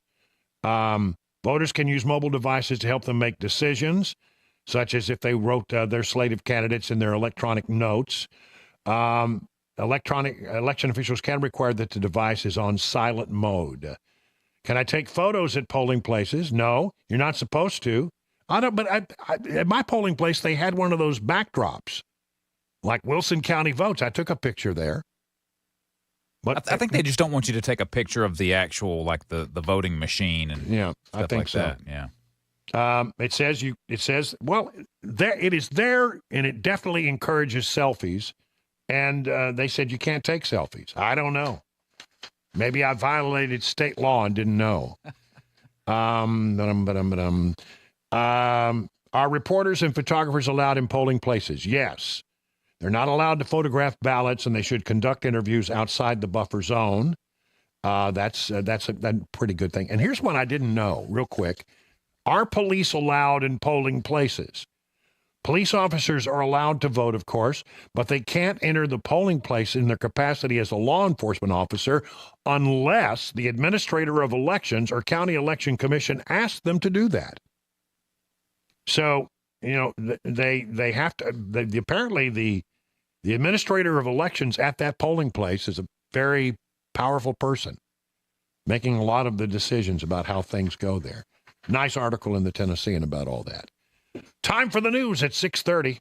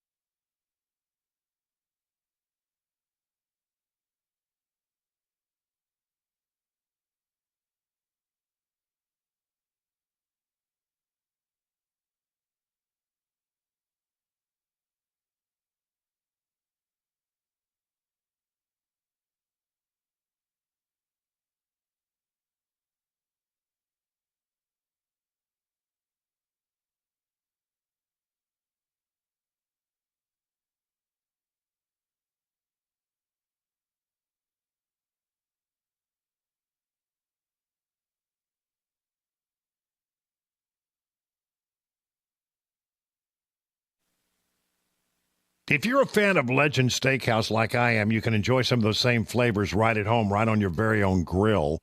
Maybe you want to take it to the tailgating party at the next game. Well, whatever it is, if you wanted to have those same flavors, just walk down your local grocery store aisles, places like Walmart and Kroger, and look for Johnny Fleeman's very own brand. Johnny Fleeman's Marinade proprietary blend will give your steaks, chicken, or chops a flavor that will hit a home run with family and friends. It's low in sodium, about a third of other brands. You don't have to worry about over-marinating. And don't forget his honey mustard salad dressing. It is really something. It has been used at the restaurant for some 35 years.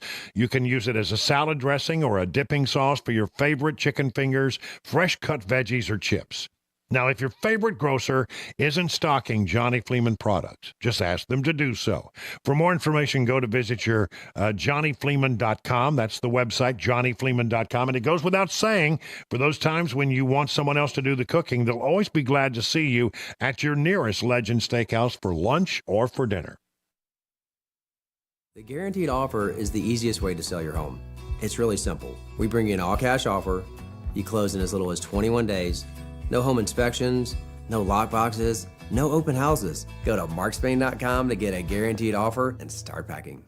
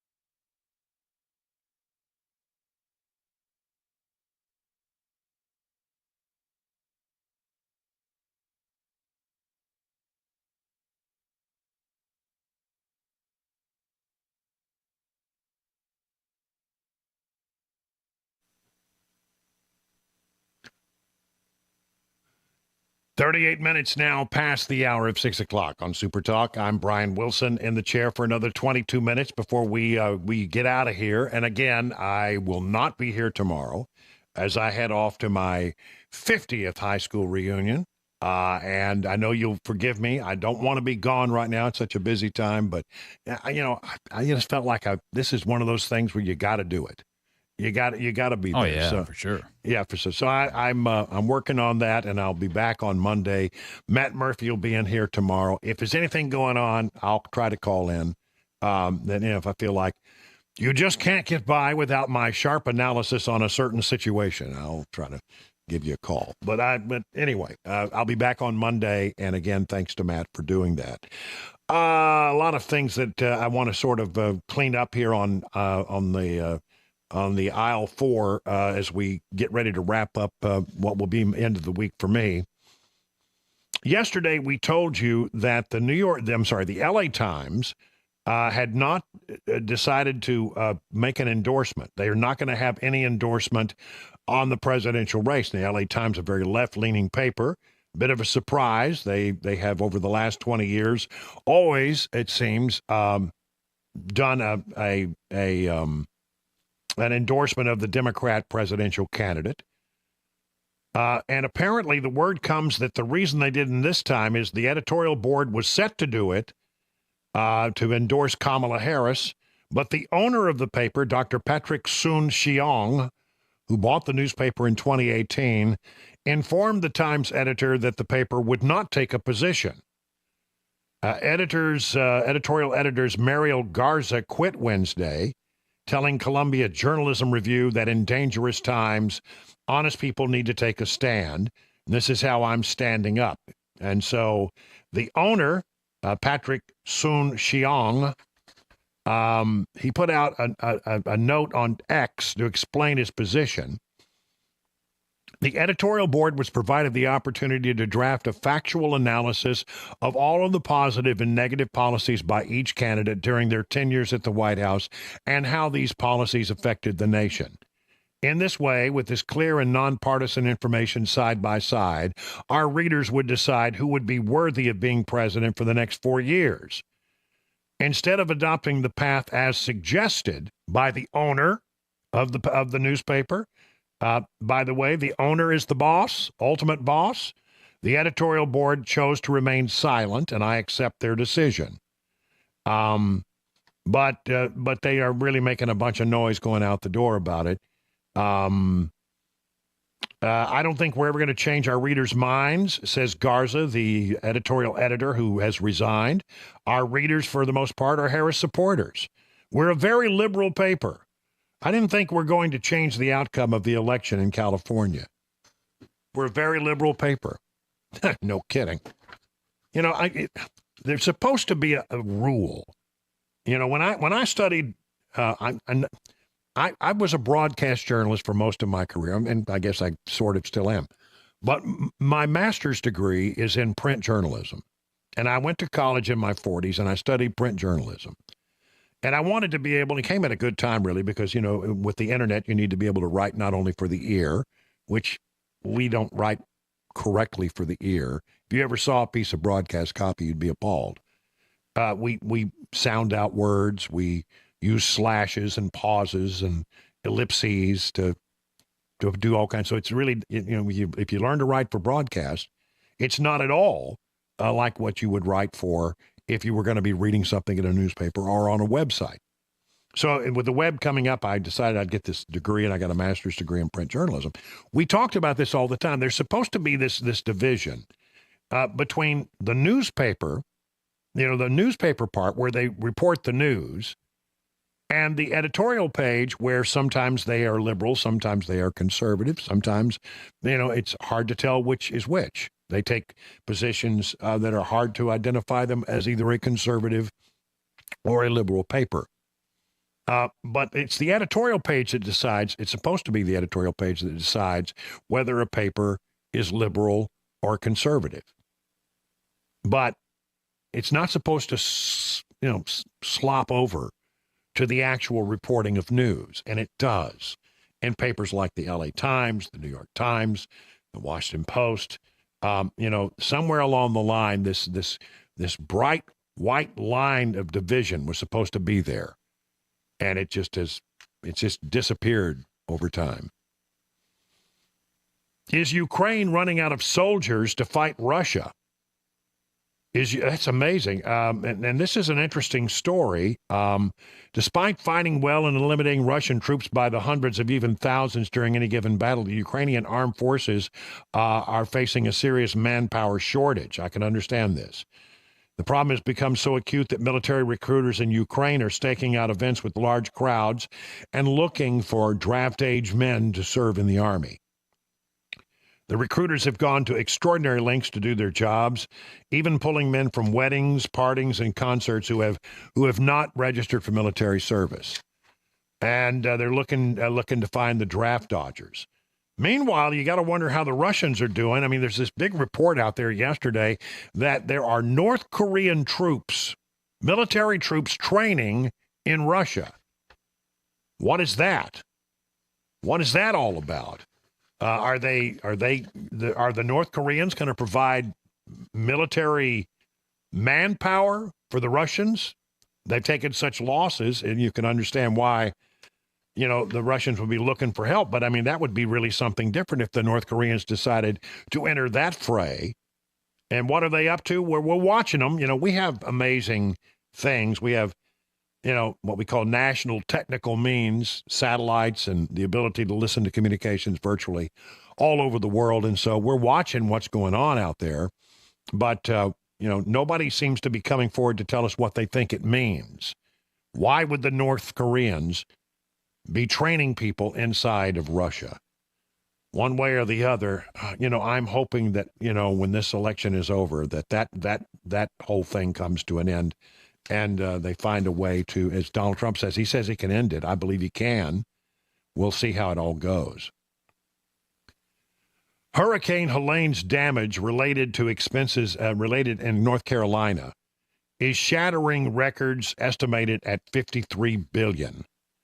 The catastrophic flooding and destruction caused by Hurricane Helene in western North Carolina likely caused at least a record $53 billion in damages and recovery needs. The state budget office generated the preliminary figure for direct or indirect damages and potential investments to prevent similar destruction in future storms. Cooper told reporters that the state's previous record for storm damage was $17 billion from Hurricane Florence, which struck eastern North Carolina. This is much bigger, from 17 to 53 billion. It's no exaggeration to describe Helene as the deadliest and most damaging storm ever to hit North Carolina. He's unveiling a request to the General Assembly for $3.9 billion to help pay for repairs and revitalization. He called it a down payment on western North Carolina's future. North Carolina state officials have reported 96 deaths from Helene, which brought historic levels of rain and flooding to the mountains in late September. 1,400 landslides and damaged over 160 water and sewer systems, at least 6,000 miles of road, more than 1,000 bridges and culverts, and an estimated 126,000 homes. The budget office said some 220,000 households are expected to apply for federal assistance. This jaw-dropping damage figure reminds us that we are very much on the front end of this recovery effort. The report with Cooper's spending request was released the day before the Republican-controlled legislature planned to meet for a one-day session to advance additional Helene recovery legislation. Lawmakers approved 2 weeks ago a $273 million package. Man, you're talking about a lot of rebuilding. 6,000 miles of road will have to be replaced. More than 1,000 bridges and culverts and 126,000 homes have been impacted. And that's just in North Carolina. What about Georgia? What about eastern Tennessee? What about the Florida Panhandle? This storm was just unbelievable.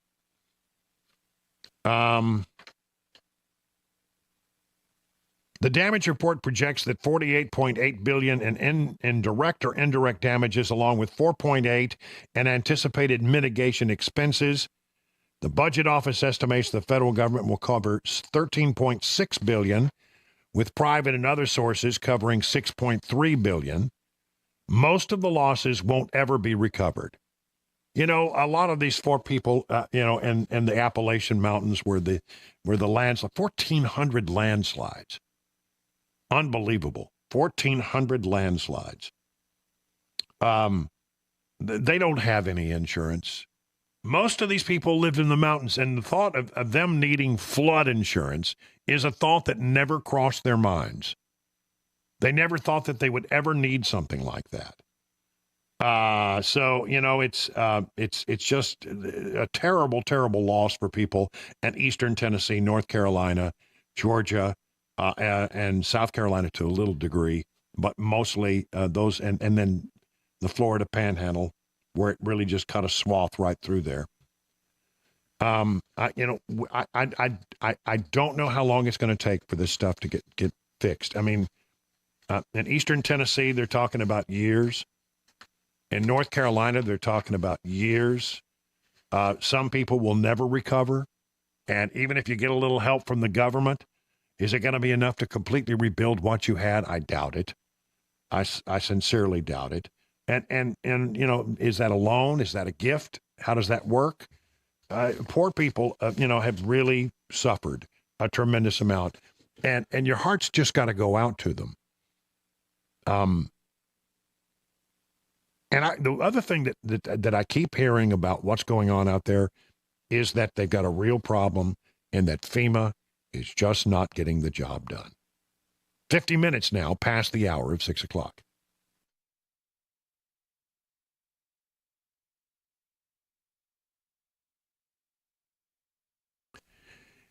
Have you noticed how unreliable things have become these days? Like someone tells you, hey, that thing you're looking for will be ready at 4 o'clock, and then you get there and it's not ready.